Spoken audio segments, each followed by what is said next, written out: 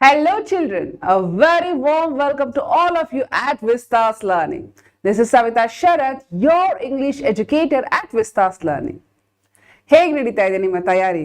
Well, preparatory exam ಮುಗ್ದೋಯ್ತು, final exams ಹತ್ರ ಬರ್ತಾ ಇದೆ, ಮನಸ್ಸಲ್ಲೆಲ್ಲ ಪುಕ್ಕ ಪುಕ್ಕ ಅಲ್ವಾ? I know the feeling, but please don't stress or please don't worry, because ನಿಮಗೆ ಎಲ್ಲ ಥರವಾದ ಒಂದು ಪ್ರಿಪ್ರೇಷನ್ನು, ತಯಾರಿ, ರಿವಿಷನ್ ಕ್ಲಾಸಸ್ನ ನಾವು ಅಂದರೆ ವಿಸ್ಟಾಸ್ ಲರ್ನಿಂಗ್ನಲ್ಲಿ ಮಾಡಿಟ್ಟಿದ್ದೇವೆ. You have to just go through this classes or lessons and you are good to go ಅಲ್ವಾ? ಸೊ ಇವತ್ತಿನ ಈ ಸೆಷನ್ ಏನಂತ ಹೇಳಿದ್ರೆ Karnataka state syllabus 10th standard second language English ಇವರಿಗೋಸ್ಕರ ಎಕ್ಸಾಮಿನೇಷನ್ ಪ್ರಿಪರೇಷನ್ ನಿಟ್ಟಿನಲ್ಲಿ what I have done is some important chapters ಅಂದರೆ ಏನು ಮಕ್ಕಳೇ? ಆಬ್ವಿಯಸ್ಲಿ ಫೈನಲ್ ಎಕ್ಸಾಮ್ಸ್ ಅಂತ ಹೇಳಿದಾಗ ಪೋರ್ಷನ್ಸ್ ಮೊದಲಿಂದ ಕೊನೆವರೆಗೂ ಇರುತ್ತೆ, ಬಟ್ ಔಟ್ ಆಫ್ ದಟ್ ಯಾವುದೆಲ್ಲ ಬಂದೇ ಬರುತ್ತೆ, ಯಾವ ಪಾಠದ್ದು ಅಥವಾ ಯಾವ ಪೋಯಮ್ ಬಂದೇ ಬರುತ್ತೆ ಅಂತ ನಾವು ತೆಗೆದುಕೊಂಡಾಗ ಕೆಲವೊಂದು ಟೈಟಲ್ಸ್ಗಳು ನಮ್ಮ ಕೈಗೆ ಸಿಗುತ್ತೆ. Because of the model question papers ಇರಬಹುದು ಅಥವಾ ಪ್ರೀವಿಯಸ್ ಇಯರ್ ಕ್ವೆಶನ್ ಪೇಪರ್ಸ್ ಇರಬಹುದು. ಈ ಒಂದು ಆಲ್ಗರಿದಮ್ ನಾವು ನೋಡಿದಾಗ ಈ ಒಂದು ಪಾಠ ಬಂದೇ ಬರುತ್ತೆ ಅಂತ ಯಾವುದೆಲ್ಲ ನಮ್ಗೆ ಅನಿಸುತ್ತೋ ಅದರ ಒಂದು ರಿವಿಷನ್ ಕ್ಲಾಸ್ ಇವತ್ತು ತೆಗೆದುಕೊಳ್ತೇನೆ. ನಮ್ಮ ರ್ಯಾಪಿಡ್ ರಿವಿಷನ್ ಸೆಷನ್ಸ್ ಅಲ್ಲಿ ಬಹಳ ಫಾಸ್ಟ್ ಆಗಿ ಮಾಡಿದ್ದೇವೆ. ಇಲ್ಲಿ ಸ್ವಲ್ಪ ನಿಧಾನವಾಗಿ ಪ್ರತಿಯೊಂದು ಅಂದರೆ ನಾನು ಯಾವ ಪಾಠಗಳನ್ನ ಅಥವಾ ಪೊಯಮ್ನ ಆರಿಸ್ಕೊಂಡಿದ್ದೀನೋ ಅದನ್ನ ಅರ್ಥ ಮಾಡಿಸ್ತಾ ಹೋಗ್ತೇನೆ. ಹಾಗಿದ್ರೆ ಶುರು ಮಾಡೋಣ ಇವತ್ತಿನ session. What is today's session is all about? It is discussion of important chapters. Okay, in between ನಿಮ್ಗೆ ಯಾವುದೇ ರೀತಿ ಡೌಟ್ಸ್ ಬಂದ್ರು, irrespective of whatever or whichever subject, ತಲೆ ಕೆಡಿಸ್ಕೊಳ್ಬೇಡಿ. ನಮ್ಮ ವಿಸ್ಟಾಸ್ ಲರ್ನಿಂಗ್ ಅಪ್ಲಿಕೇಶನಲ್ಲಿ ಅಥವಾ ಯೂಟ್ಯೂಬ್ ಚಾನಲಲ್ಲಿ ನಿಮಗೆ ಬೇಕಾದಂತಹ ಎಲ್ಲ ರಿವಿಷನ್ ಕ್ಲಾಸಸ್ ಸಿಗುತ್ತೆ. Kindly make use of it, right? So let's start today's session. ಮೊದಲಿಗೆ yes, as soon as you open your book, unit 1 or prose 1 ಯಾವುದು? A hero. ಈ ಪಾಠ ಬರುತ್ತೆ ನಿಮಗೆ. ಎಸ್, ಆ ಹೀರೋ ಪಾಠದಿಂದ ಖಂಡಿತ ಒಂದು ಪ್ರಶ್ನೆ ಬಂದೇ ಬರುತ್ತೆ. ಅದು 2 marks ಅಲ್ಲಿ ಇರಬಹುದು ಅಥವಾ 1 mark ಅಲ್ಲಿ ಇರಬಹುದು. ಇಲ್ಲ, ನನಗೆ ಗೊತ್ತಿರೋ ಹಾಗೆ 1 marks ಅಲ್ಲಿ ಬರಲ್ಲ, 2 mark ಅಥವಾ 3 marks ಅಲ್ಲಂತೂ ಖಂಡಿತ ಬಂದೇ ಬರುತ್ತೆ ಆ ಹೀರೋ ಪಾಠದ್ದು. ಸೊ ಈ ಹೀರೋ ಪಾಠನ ಮತ್ತೊಮ್ಮೆ ನಾವು ಮೆಲುಕು ಹಾಕೋಣ. What exactly is there? ಯಾಕೆಂದ್ರೆ ಕಳೆದ ಜೂನ್ ಅಕಾಡೆಮಿಕ್ ಇಯರ್ ಅಲ್ಲಿ ಮಾಡಿದಂತಹ ಮೊದಲನೇ ಪಾಠ ಇದು. ಐ ಆಮ್ ಶೋರ್ ಎಷ್ಟೊಂದು ಜನ ಮರ್ತು ಹೋಗ್ಬಿಟ್ಟಿರ್ತೀರ ಅಥವಾ some points might be missing from your memory. So let's jog up those memory. Okay. ಈಗ ಮೊದಲಿಗೆ the story begins with Swami's father narrating a newspaper report to Swami. ಸ್ವಾಮಿ ಅಂದರೆ ಈಗ ನೀವು ತಿಳ್ಕೊಳ್ಬೇಕು, ಸ್ವಾಮಿ ಅಂದರೆ ಸ್ವಾಮಿನಾಥನ್ ಅಂತ ಆತನ ಹೆಸರು. 7 ವರ್ಷದ ಬಾಲಕ ಅವನು, 7 ವರ್ಷದ ಒಂದು ಚಿಕ್ಕ ಹುಡುಗ ಅವನು. ಸೊ ಈ ಒಂದು ಕತೆ ಮಕ್ಕಳೇ, ಇದು ಎಲ್ಲಿ ಸೆಟ್ ಆಗಿರೋದು ಅಂದರೆ ಸುಮಾರು 70-80 ವರ್ಷಗಳ ಹಿಂದೆ, ಅಂದರೆ ಇಂಡಿಪೆಂಡೆನ್ಸ್ ಬರೋದಕ್ಕೂ ಮುಂಚೆ ನಡೆದಂತಹ ಕತೆ ಇದು. ನಡೆದಂತಹ ಅಂದರೆ ಇದು ಫಿಕ್ಷನ್ ಇದೆ ಆ್ಯಕ್ಚುಲಿ.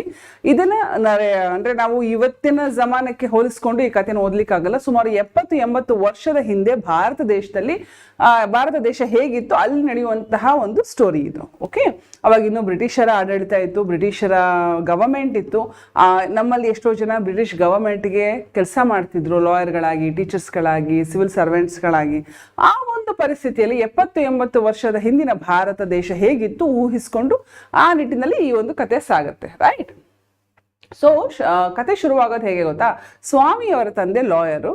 ಅವರು ಅವತ್ತಿನ ದಿವಸ ಒಂದು ನ್ಯೂಸ್ ಪೇಪರ್ ಓದ್ತಿರ್ತಾರೆ. ಆ ನ್ಯೂಸ್ ಪೇಪರಲ್ಲಿ ಒಂದು ಆರ್ಟಿಕಲ್ ಬಂದಿರುತ್ತೆ. ಏನು ಆರ್ಟಿಕಲ್ ಅಂತ ಹೇಳಿದ್ರೆ, ಅವಾಗೆಲ್ಲ ಅಂದರೆ 70 ವರ್ಷದ ಹಿಂದೆ ಅಂತಂದರೆ ಈ ಹಳ್ಳಿಗಳು, ಟೌನ್ಗಳ ಪಕ್ಕನೇ ಕಾಡುಗಳು ಇರ್ತಾ ಇದ್ವು.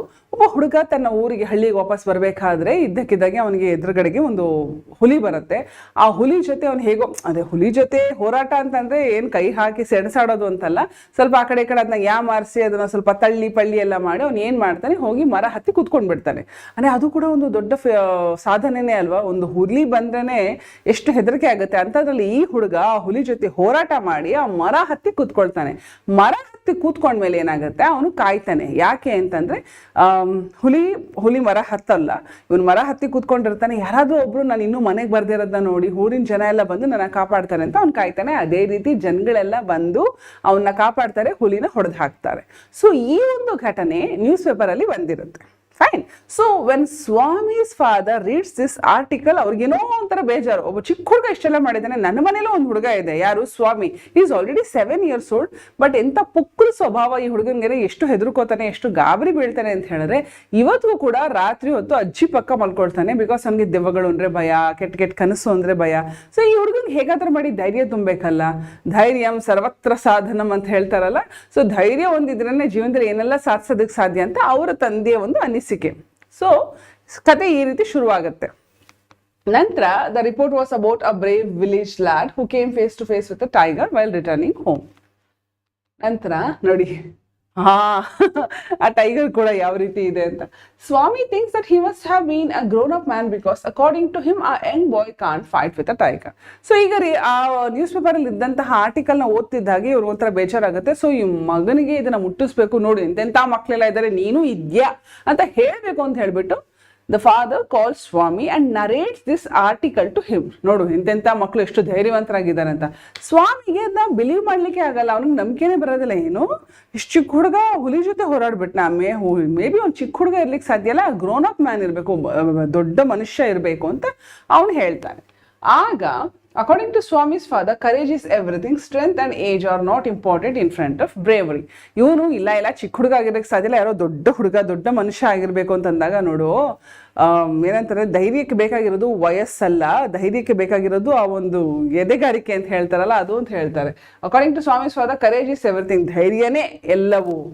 Strength and age are not important. ಮತ್ತೆ ನಮಗೆ ತೋಳ್ಬಲ ಇರಬಹುದು, ಶಕ್ತಿ ಇರಬಹುದು, ನಮ್ಮ age doesn't matter if you have that kind of courage in you ಅಂತ ಅವ್ರ ತಂದೆ ವಾದ ಮಾಡ್ತಾರೆ. ಮುಂದೆ Swami's father challenges him to sleep alone in his office room. ಈಗ ಹೇಗೆ ಅಂದ್ರೆ ಒಂದು ಕಂಪ್ಯಾರಿಸನ್, ಆ ಹುಡುಗ ಅಷ್ಟೆಲ್ಲ ಮಾಡ್ದ, ಆ ಹುಲಿ ಜೊತೆ ಹೋರಾಟ ಮಾಡಿ ಮರದ ಮೇಲೆ ಕೂತ್ಕೊಂಡು ತನ್ನ ಪ್ರಾಣ ಉಳಿಸ್ಕೊಂಡ, ಜನ ಬರೋರ್ಗು ಕಾಯ್ದು, ನೀನು ಇದೆಯಾ, ನೀನು ಏನಾದ್ರು ಪ್ರೂವ್ ಮಾಡು, ನೀನು ಅವೆಲ್ಲ ಮಾಡಬೇಡ, ಹುಲಿ ಜೊತೆ ನೀನು ಜಗಳಾಡ್ಲಿಕ್ಕೆ ಹೋಗ್ಬೇಡ, ಅಟ್ಲೀಸ್ಟ್ ನೀನು ಏನು ಮಾಡ್ಬೋದು ಅಂತ ಹೇಳಿದ್ರೆ, ಇವತ್ತೊಂದು ದಿವಸ ಅಂದರೆ ಅವರಿಗೆ ಒಂದು ಬೇಜಾರಿತ್ತು. ಯಾವಾಗ ನೋಡಿದ್ರು ಇಷ್ಟು ದೊಡ್ಡವನು, ಅವನೇನು ಮಹಾ ದೊಡ್ಡವನಾಗಿರಲ್ಲ ಮಕ್ಕಳೇ, is just 7-year-old boy who is studying in second form. ಅಂದರೆ ಇದು ಬ್ರಿಟಿಷರ ಕಾಲದಲ್ಲ, ಸೆಕೆಂಡ್ ಫಾರ್ಮ್ ಅಂತ ಹೇಳ್ತಾರೆ, ಸೆಕೆಂಡ್ ಸ್ಟ್ಯಾಂಡರ್ಡ್ ಅಂತ ಅನ್ಕೊಳ್ಳಿ. ಸೊ ಇವ್ರಿಗೇನಂದ್ರೆ ಇನ್ನೂ ಹೆದರ್ಕೊಂಡು ಪುಕ್ಕಲ ಸ್ವಭಾವದಾನವಾದ ಇವನು ಅಜ್ಜಿ ಪಕ್ಕ ಮಲ್ಕೊಳ್ತಾನೆ. ಇವತ್ತು ಆ ಅಭ್ಯಾಸನ ಹೇಗಾರ ತಪ್ಪಿಸಿ ಇವನಿಗೆ ಡಿಸಿಪ್ಲಿನ್ ತರಬೇಕು. ಬಿಕಾಸ್ ನಾನು ಲೆಸನ್ ಸ್ಟಾರ್ಟಿಂಗಲ್ಲೂ ಕೂಡ ಹೇಳಿದೆ, 70-80 years ಬ್ಯಾಕು ಪ್ರೀ ಇಂಡಿಪೆಂಡೆನ್ಸು ಬ್ರಿಟಿಷರ್ ಇದ್ದಂತಹ ಕಾಲ. ಅವಾಗ ಏನಂದರೆ ಆ ಬ್ರಿಟಿಷರಿಂದ ಜಾಸ್ತಿ ಇನ್ಫ್ಲುಯೆನ್ಸ್ಡ್ ಆಗಿದ್ರು ಜನ, ಅವರ ಒಂದು ರೀತಿ ನೀತಿಗಳನ್ನ ಇವರು ಇಮಿಟೇಟ್ ಮಾಡ್ತಿರು, ನಾವು ಡಿಸಿಪ್ಲಿನ್ಡ್ ಆಗಿರಬೇಕು, ಸ್ಟ್ರಿಕ್ಟ್ ಆಗಿರಬೇಕು, ಇಂಡಿಪೆಂಡೆಂಟ್ ಆಗಿರಬೇಕು ಅಂತ. ಸೊ ಮೇ ಬಿ ಸ್ವಾಮಿಯವ್ರ ತಂದೆಯ ಆಲೋಚನೆ ಕೂಡ ಆ ನಿಟ್ಟಿನಲ್ಲೇ, ಮುಂದೆ ನನ್ನ ಮಗನು ಬೆಳೆದು ದೊಡ್ಡವನಾಗಿ ಡಿಸಿಪ್ಲಿನ್ ಮೇಂಟೈನ್ ಮಾಡಿ ಬ್ರಿಟಿಷ್ ಆರ್ಮಿನಲ್ಲಿ ಕೆಲಸಕ್ಕೆ ಸೇರ್ಕೋಬೇಕು, whatever I don't know, maybe he was very much influenced by the British rule. Okay, ನಾವು ಈಗ ಹೇಳ್ತಾರೆ, ಇವತ್ತೊಂದು ದಿವಸ ಅಟ್ಲೀಸ್ಟ್ ಇವತ್ತು ನೀನು ನನ್ನ ಆಫೀಸಲ್ಲಿ ಒಬ್ಬನೇ ಮಲ್ಕೊಳ್ಬೇಕು, ಯಾರ ಪಕ್ಕನೂ ಮಲ್ಕೊಳ್ಬಾರ್ದು ಅಂತ ಹೇಳ್ತಾರೆ. ಆ ರೀತಿ ಹೇಳಿದಾಗ ಏನಾಗುತ್ತೆ, Swami gets scared at this proposition because he always slept with his granny at bedtime. ಇದನ್ನು ಕೇಳ್ತಿದ್ದಾಗೆ ಸ್ವಾಮಿ ತರ ನಡುಕ್ ಹೋಗ್ತಾನೆ. ಬಿಕಾಸ್ ಯಾವಾಗ್ಲೂ ಪ್ರತಿ ದಿವಸ ತನ್ನ ಅಜ್ಜಿ ಪಕ್ಕ ಮಲ್ಕೊಂಡೆ ಆತನಿಗೆ ಅಭ್ಯಾಸ. ಈಗ ಪಾಪ ಅಷ್ಟು ಚಿಕ್ಕ ಮಗುನ ಹೋಗ್ಬಿಟ್ಟು ಒಬ್ಬನೇ ಒಂಟಿ ಮಲ್ಕೋ ಅಂತ ಹೇಳಿದ್ರೆ ಹೇಗೆ ಮಲ್ಕೊಳ್ತಾನೆ? ನಿಮ್ಗಾದ್ರೂ ಈಗ ಮೊಬೈಲು ಅದು ಇದು ಎಲ್ಲ ಇರುತ್ತೆ, ಅವಾಗೆಲ್ಲ ಏನು ಇರ್ಲಿಲ್ವಲ್ಲ. ಸೊ ಕಟ್ಟು ದಟ್ಟ ಏನಂತಾರೆ ಪಿಚ್ ಬ್ಲ್ಯಾಕ್ ಇರುತ್ತೆ, ಹೇಗೆ ಮಲ್ಕೊಳ್ಳೋದು ಅಂತ ಅವನಿಗೆ ಭಯ. ಮುಂದೆ Swami tries to evade this situation by sleeping early at his usual place in the passage next to his granny. But his father drags him to the office room and makes him sleep on the bench. ಏನಾಗುತ್ತೆ, ಅಯ್ಯೋ ನಮ್ಮಪ್ಪ ಏನಪ್ಪ ಇದೊಂದು ಯಾಮಾರಿಸ್ಬಿಡೋಣ ಅಂತ ಹೇಳ್ಬಿಟ್ಟು ಅವತ್ತೇನು ಮಾಡ್ತಾನೆ, ಅವತ್ತಿನ ಒಂದು ದಿವಸ ಬೇಗ ಊಟನೂ ಮಾಡಿದೆ ಅವನು ಏನು ಮಾಡ್ತಾನೆ, ಬೇಗ ಹೋಗಿ ಮಲ್ಕೊಂಡ್ಬಿಡ್ತಾನೆ. ಅವ್ರ ಅಜ್ಜಿ ಕೇಳ್ತಾರೆ, ಯಾಕೋ ಇಷ್ಟು ಬೇಗ ಬಂದು ಮಲ್ಕೊಂಡೆ, ಇಷ್ಟು ಬೇಗ ನಿದ್ದೆ ಬಂದುಬಿಡ್ತಪ್ಪ ನಿನಗೆ ಅಂತ ಕೇಳ್ತಾರೆ. ನೀನು ಸುಮ್ಮನೆ ಇರೋ ಅಜ್ಜಿ, ನೀನು ಸದ್ದು ಮಾಡಬೇಡ ಜಾಸ್ತಿ ನನ್ನ ಬಗ್ಗೆ, ಅಪ್ಪ ಕೇಳಿಸ್ಕೊಂಡ್ರೆ ಬಂದು ನಾನು ಹೇಳ್ಕೊಂಡು ಹೋಗ್ಬಿಡ್ತಾರೆ, ನಾನು ಸತ್ತೇ ಹೋಗ್ತೀನಿ ಅಂದ್ಬಿಟ್ಟು ಮುಖಕ್ಕೆ ಮುಸ್ಕೆ ಹೇಳ್ಕೊಂಡು ಮಲ್ಕೊಂಡ್ಬಿಡ್ತಾನೆ ಸ್ವಾಮಿ. ಬಟ್ ಅವರಪ್ಪ ಬಿಟ್ರ ಅವನ್ನ ಇಲ್ಲ, ಒಂದು ಚಾಲೆಂಜ್ ಅಂದರೆ ಚಾಲೆಂಜು, ಬಂದು ಅವನ್ನ ಎಳ್ಕೊಂಡು ಹೋಗಿ ಆಫೀಸಿಗೆ ಬಿಡ್ತಾರೆ. ಇವತ್ತು ನೀನು ಇಲ್ಲೇ ಮಲ್ಕೊಳ್ಬೇಕು ಅಂತ. ಮುಂದೆ ಏನಾಗುತ್ತೆ ಅಂದರೆ, ಮೊದಲೇ ಅವತ್ತು ಬೆಳಿಗ್ಗೆ ಏನದು ನ್ಯೂಸ್ ಪೇಪರ್ ಆರ್ಟಿಕಲ್ಲಿ ಆ ಹುಲಿದು ಆ ಬಾಲಕನ ಹೋರಾಟ ಎಲ್ಲ ಕೇಳಿದ್ದ ಸ್ವಾಮಿ. ಅಷ್ಟೇ ಅಲ್ಲದೆ ಅವ್ನು ಪ್ರತಿ ಸರಿ ಮಲ್ಕೊಳ್ಬೇಕಾದ್ರೆ ಬೆಡ್ ಟೈಮ್ ಸ್ಟೋರೀಸ್ ಆಗಿ ಅಜ್ಜಿ ಹತ್ರನೂ ಈ ಗೋಸ್ಟ್ ಸ್ಟೋರೀಸ್ಗಳನ್ನ ಕೇಳಿಸ್ಕೊಂಡಿರ್ತಾನೆ. ಮತ್ತು ಫ್ರೆಂಡ್ಸು ಕೂಡ ಎಷ್ಟೊಂದು ಗೋಸ್ಟ್ ಸ್ಟೋರೀಸ್ ಇರ್ಬೋದು, ಡೆವಿಲ್ ಸ್ಟೋರೀಸ್ ಇರ್ಬೋದು, ಇವೆಲ್ಲವನ್ನು ಅವನ ಹತ್ರ ಹಂಚ್ಕೊಂಡಿರ್ತಾರೆ. ಇದ್ದಕ್ಕಿದ್ದ ಹಾಗೆ ಈ ರೀತಿ ಅವನ್ನ ಕರ್ಕೊಂಡು ಹೋಗಿ ಒಬ್ಬನ್ನೇ ಮಲಗಿಸಿದಾಗ ಅವನಿಗೆ ಏನಾಯಿತು, he was so scared of sleeping alone that he remembers all the ghost stories and huddles under the bench. ಅದೊಂದು ಆಫೀಸು, ಅವ್ರ ತಂದೆ ಲಾಯರ್ ಆಗಿದ್ರು ಅಂತ ಹೇಳಿದ್ನಲ್ಲ. ಸೊ ಮನೆಯಲ್ಲೇ ಒಂದು ಆಫೀಸ್ ಇರುತ್ತೆ, ಆ ಆಫೀಸಲ್ಲೇ ಅವನ್ನ ಒಂಟಿಯಾಗಿ ಮಲಗಕ್ಕೆ ಬಿಡ್ತಾರೆ. ಸೊ ಅವನಿಗೆ ಇದ್ದಕ್ಕಿದ್ದಾಗೆ ಎಲ್ಲವೂ ಅಂದರೆ ಅವ್ರ ಫ್ರೆಂಡ್ಸ್ ಜೊತೆ ಡಿಸ್ಕಸ್ ಮಾಡಿದಂತಹ ದೆವ್ವದ ಕಥೆಗಳು ಇವೆಲ್ಲವೂ ನೆನಪಾಗಕ್ಕೆ ಶುರುವಾಗುತ್ತೆ. ಭಯ ಆಗ್ಬಿಟ್ಟು ಆ ಬೆಂಚ್ ಇರುತ್ತಲ್ಲ, ಆ ಬೆಂಚ್ ಕೆಳಗಡೆ ಮುದುಡ್ಕೊಂಡು ಗಡಗಡೆ ನಡ್ಕೊಂಡು ಕುಳಿತುಕೊಳ್ತಾನೆ. ಹಡಲ್ಸ್ ಅಂದರೆ ಮುದುಡ್ಕೊಂಡು ಅಂತ ಅರ್ಥ. Swami is having a nightmare where a tiger is chasing him but he is unable to run. ಈಗ ಮಕ್ಕಳಿಗೆ ಹೇಗೇನೆ ಮಕ್ಕಳಂತನೆಲ್ಲ ಪ್ರತಿಯೊಬ್ಬರಿಗೂ ಕೂಡ ನಾವು ಏನಾದ್ರು ಒಂದು ಘಟನೆಯನ್ನ ಕೇಳಿಸ್ಕೊಂಡಿದ್ರೆ ನೋಡಿದ್ರೆ ಅದ್ರ ಬಗ್ಗೆ ಚಿಂತೆ ಮಾಡ್ತಿದ್ರೆ ಕನಸಿನಲ್ಲೇ ಅದು ಬರೋದು ಸಹಜ. ಹಾಗಾಗಿ ಅವತ್ತು ಕೂಡ ಸ್ವಾಮಿಗೆ ಬಹಳನೇ ಭಯ ಆಗಿತ್ತು. ಮಲ್ಕೊಂಡಾಗ ಬೆಳಿಗ್ಗೆ ಅವ್ರ ತಂದೆ ಹೇಳಿದಂತಹ ಆ ಟೈಗರು ಅವನಿಗೆ ಕನಸಿನಲ್ಲಿ ಬಂದು ಇವನ್ನ ಅಟ್ಟಿಸ್ಕೊಂಡು ಬರೋ ತರ ಕನಸು ಬೀಳುತ್ತೆ ಅವನಿಗೆ. ಆವಾಗ ಏನಾಗುತ್ತೆ, ಅವನಿಗೆ ಓಡ್ಲೋದಕ್ಕೆ ಸಾಧ್ಯ ಇಲ್ಲ, ಆ ರೀತಿ ಆಗುತ್ತೆ. ಮುಂದೆ immediately he opens his eyes to witness a dark form rustling in the office room, thinking that it is the devil itself who has come to fetch him. Swami tightly hugs the dark form and bites it with all his might. ಮೊದಲಿಗೆ ಹುಲಿ ಅವನ್ನ chase ಮಾಡ್ಕೊಂಡ್ ಬರೋ ತರ ಕನಸು ಬರುತ್ತೆ. ಆಮೇಲೆ ಮತ್ತೆ ಎಚ್ಚರಾಗಿ ಮತ್ತೆ ಮಲ್ಕೊಳ್ತಾನೆ. ಮತ್ತೆ ಅವನಿಗೆ ದೆವ್ವಗಳು ಅವನ್ನ ಅಟ್ಟಿಸ್ಕೊಂಡ್ ಬರ್ತಾರೋ ಹಾಗೆ ಕನಸು ಬೀಳುತ್ತೆ. ಈ ಆಗ ಥಟ್ಟಂತ ಕಣ್ಣು ಬಿಟ್ಟು ನೋಡಿದಾಗ ಆ ರೂಮಲ್ಲಿ ಅಂದ್ರೆ ಆಫೀಸ್ ರೂಮಲ್ಲಿ ಯಾವುದೋ ಒಂದು ಡಾರ್ಕ್ ಫಾರ್ಮ್, ಅಂದ್ರೆ ನಾನು ಹೇಳಿದ್ನಲ್ಲ ಅವಾಗೆಲ್ಲ ಪಿಚ್ ಬ್ಲಾಕ್, ಇವತ್ತಿನ ತರ ಸ್ಟ್ರೀಟ್ ಲೈಟ್ಸ್ಗಳಿರಲಿಲ್ಲ ನಮಗೆಲ್ಲ. ಈಗ ಹೇಗಂದ್ರೆ ನಾವು ರೂಮಲ್ಲಿ ಮಲಗಿದ್ರು ಕೂಡ ಸ್ಟ್ರೀಟ್ ಲೈಟ್ಸ್ ರಿಫ್ಲೆಕ್ಟ್ ಆಗುತ್ತೆ, ನಮಗೆ ಪಿಚ್ ಡಾರ್ಕ್ ಅಂತ ಅನ್ಸಲ್ಲ, ಎಸ್ಪೆಷಲಿ ಸಿಟಿಯಲ್ಲಿ ಇರೋರಿಗೆ. ನೀವು ಈ ತುಂಬಾ ಹಳ್ಳಿಗಾಡು ಪ್ರದೇಶ ಅಥವಾ ತುಂಬಾ ಕಾಡಿಗೆ ಹತ್ತಿರ ಇರೋ ಪ್ರದೇಶಗಳಿಗೆ ಹೋದ್ರೆ ಎಷ್ಟು ಪಿಚ್ ಬ್ಲಾಕ್ ಇರುತ್ತೆ ರಾತ್ರಿ ಹೊತ್ತು ಅಂತ ನಿಮಗೆ ಗೊತ್ತಾಗುತ್ತೆ. ಸೊ ಆ ಪಿಚ್ ಡಾರ್ಕ್ ರೂಮಲ್ಲಿ ಏನೋ ಒಂದು ಡಾರ್ಕ್ ಫಾರ್ಮ್ ರಸ್ಸಲ್ ಆಗ್ತಾರೋ, ರಸ್ಲಿಂಗ್ ಅಂದ್ರೆ ಸರಪರ ಏನೋ ಸೌಂಡ್ ಆಗ್ತಿರೋಂಗ್ ನೋಡ್ತಾ ಏನೋ ಅಲ್ಲಾಡ್ತಾ ಇದೆ. ಇವನು ಇವತ್ತು ಸತ್ತೆ ನಾನು, ಕೆಟ್ಟೆ ನಾನು, ಬಿಕಾಸ್ ಒಂದು ದೆವ್ವ ಬಂದಿದೆ, ನನ್ನನ್ನು ಅದು ಸಾಯಿಸ್ಬಿಡುತ್ತೆ. ಸೊ ಈಗ ನಾನು ಹೇಗಾದ್ರೂ ಮಾಡಿ ಬಚಾವ್ ಮಾಡ್ಕೊಳ್ಬೇಕು. ಏನಾಗ್ಬಿಡತ್ತೆ ಅಂದ್ರೆ ಏನೋ ಒಂದು ದೊಡ್ಡ ಡೇಂಜರ್ ನಿಮ್ಮ ಮುಂದೆ ಇದೆ ಅಂತ ಅಂದಾಗ ಏನಂತ ಹೇಳ್ತಾರ, ಸೆಣಸಾಡೋ ಬುದ್ಧಿ ಬಂದ್ಬಿಡತ್ತೆ, ಡೂ ಆರ್ ಡೈ ಅಂತ ಹೇಳ್ತಾರಲ್ಲ, ಆ ರೀತಿ ಆಗ್ಬಿಡತ್ತೆ. ಸೊ ಅವನಿಗೂ ಅಷ್ಟೇ ಎಲ್ಲಿಂದನೋ ಶಕ್ತಿ ಧೈರ್ಯ ಎಲ್ಲ ಬಂದ್ಬಿಡತ್ತೆ. ಗಟ್ಟಿಯಾಗಿ ಆ ಡಾರ್ಕ್ ಫಾರ್ಮ್ನ ಹಿಡ್ಕೊಂಡು ಹಲ್ಲನ್ನು ಉಪಯೋಗಿಸಿ ಆ ಕಾಲನ್ನ ಕಚ್ಚಿಬಿಡ್ತಾನೆ ಅದನ್ನ. ಯಾರಿಗೆ? ಆ ಡಾರ್ಕ್ ಫಾರ್ಮ್ಗೆ. ಆ ಡಾರ್ಕ್ ಫಾರ್ಮ್ ಏನು ಅಂತ ನಮಗೂ ಗೊತ್ತಿಲ್ಲ, ನೋಡೋಣ ಬನ್ನಿ.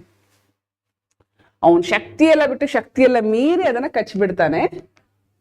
The dark form turns out to be a notorious burglar who was wanted by the police. ಆ ಡಾರ್ಕ್ ಫಾರ್ಮ್ ಇದೆಯಲ್ಲ, ಅದು ದೆವ್ವನೂ ಆಗಿರ್ಲಿಲ್ಲ, ಮತ್ತೇನೂ ಆಗಿರ್ಲಿಲ್ಲ. ಅದು ಆಕ್ಚುಲಿ ಮನೆಗೆ ಕನ್ನ ಹಾಕ್ತಾರಲ್ಲ ಅವ್ರನ್ನ, ಅಂದ್ರೆ ಮನೆಗೆ ಬಂದು ಕಳ್ತನ ಮಾಡೋರನ್ನ ನಾವು ಬರ್ಗ್ಲರ್ ಅಂತ ಕರಿತೀವಿ.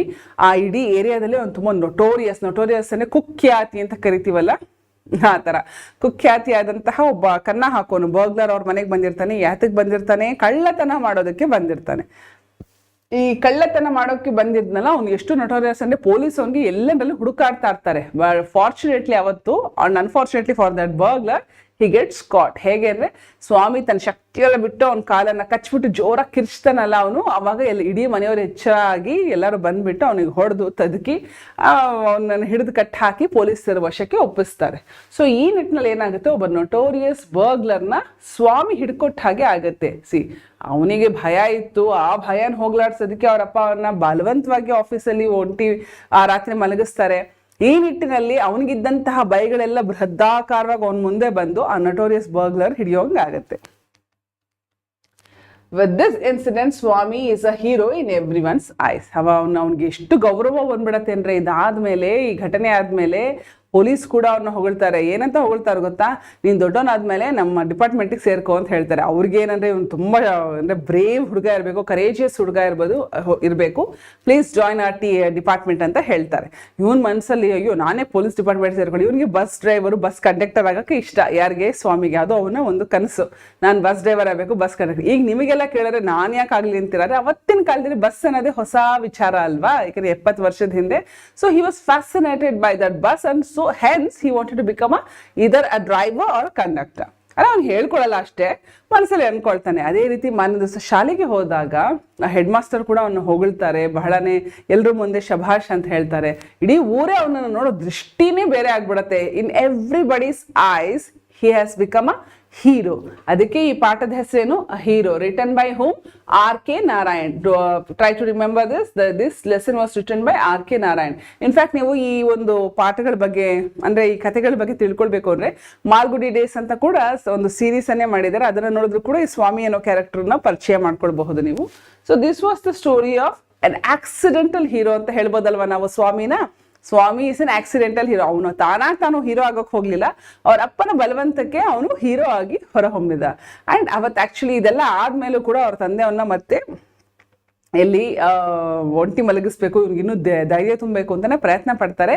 ಆದರೆ ಅವ್ರ ತಾಯಿ ಬೈದ್ ಬಿಡ್ತಾರೆ, ಅವನಿನ್ನೂ ಚಿಕ್ಕ ಹುಡುಗ, ಅವ್ನು ಹೇಗಿರ್ತಾನೋ ಹಾಗಿರೋಕೆ ಬಿಡಿ, ಅವನ ಚೈಲ್ಡ್ಹುಡ್ನ ಅವ್ನ ಇನ್ನೋಸೆನ್ಸ್ನ ಹಾಳು ಮಾಡಬೇಡಿ ಅಂತ ಹೇಳಿ ಅವ್ರ ತಂದೆಗೆ ತಾಕೀತು ಮಾಡ್ತಾರೆ. ಸೊ ಅವತ್ತು ಖುಷಿಯಾಗಿ ಸ್ವಾಮಿ ಎಲ್ಲಿ ಮಲ್ಕೊಳ್ತಾನೆ, ಅವರ ಅಜ್ಜಿ ಪಕ್ಕದಲ್ಲೇ ಮಲ್ಕೊಳ್ಳಿಕ್ಕೆ ಶುರು ಮಾಡ್ತಾನೆ.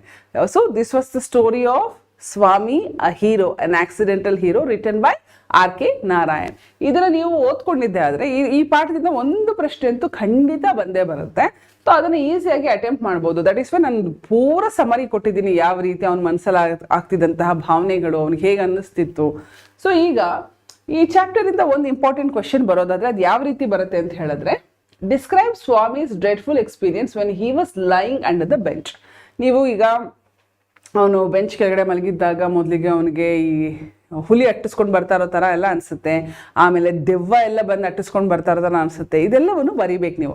ಯಾವ ರೀತಿ ಬರಿಬೇಕು? ಯೂಶಲಿ ಏನಾಗುತ್ತೆ, ಬೋರ್ಡ್ ಎಕ್ಸಾಮ್ ಅಂತ ಬಂದಾಗ ನೀವು ಬರೆದಿರುವಂತಹ ಪೇಪರನ್ನು ನಿಮ್ಮ ಟೀಚರ್ಸ್ ಕರೆಕ್ಷನ್ ಮಾಡೋದಿಲ್ಲ, ಬೇರೆ ಯಾವುದೋ ಊರಲ್ಲಿ ಬೇರೆ ಟೀಚರ್ಸ್ ಕರೆಕ್ಷನ್ ಮಾಡ್ತಾರೆ. ಸೊ ಅವರು ಪೂರ್ತಿ ಆನ್ಸರ್ನ ನೋಡೋಕೆ ಹೋಗಲ್ಲ, ಕೀ ಪಾಯಿಂಟ್ಸ್ನ ನೋಡ್ತಾರೆ. ಸೊ ಯಾವೆಲ್ಲ ಕೀ ಪಾಯಿಂಟ್ಸ್ ಈ ಆನ್ಸರಲ್ಲಿ ಇರಬೇಕು?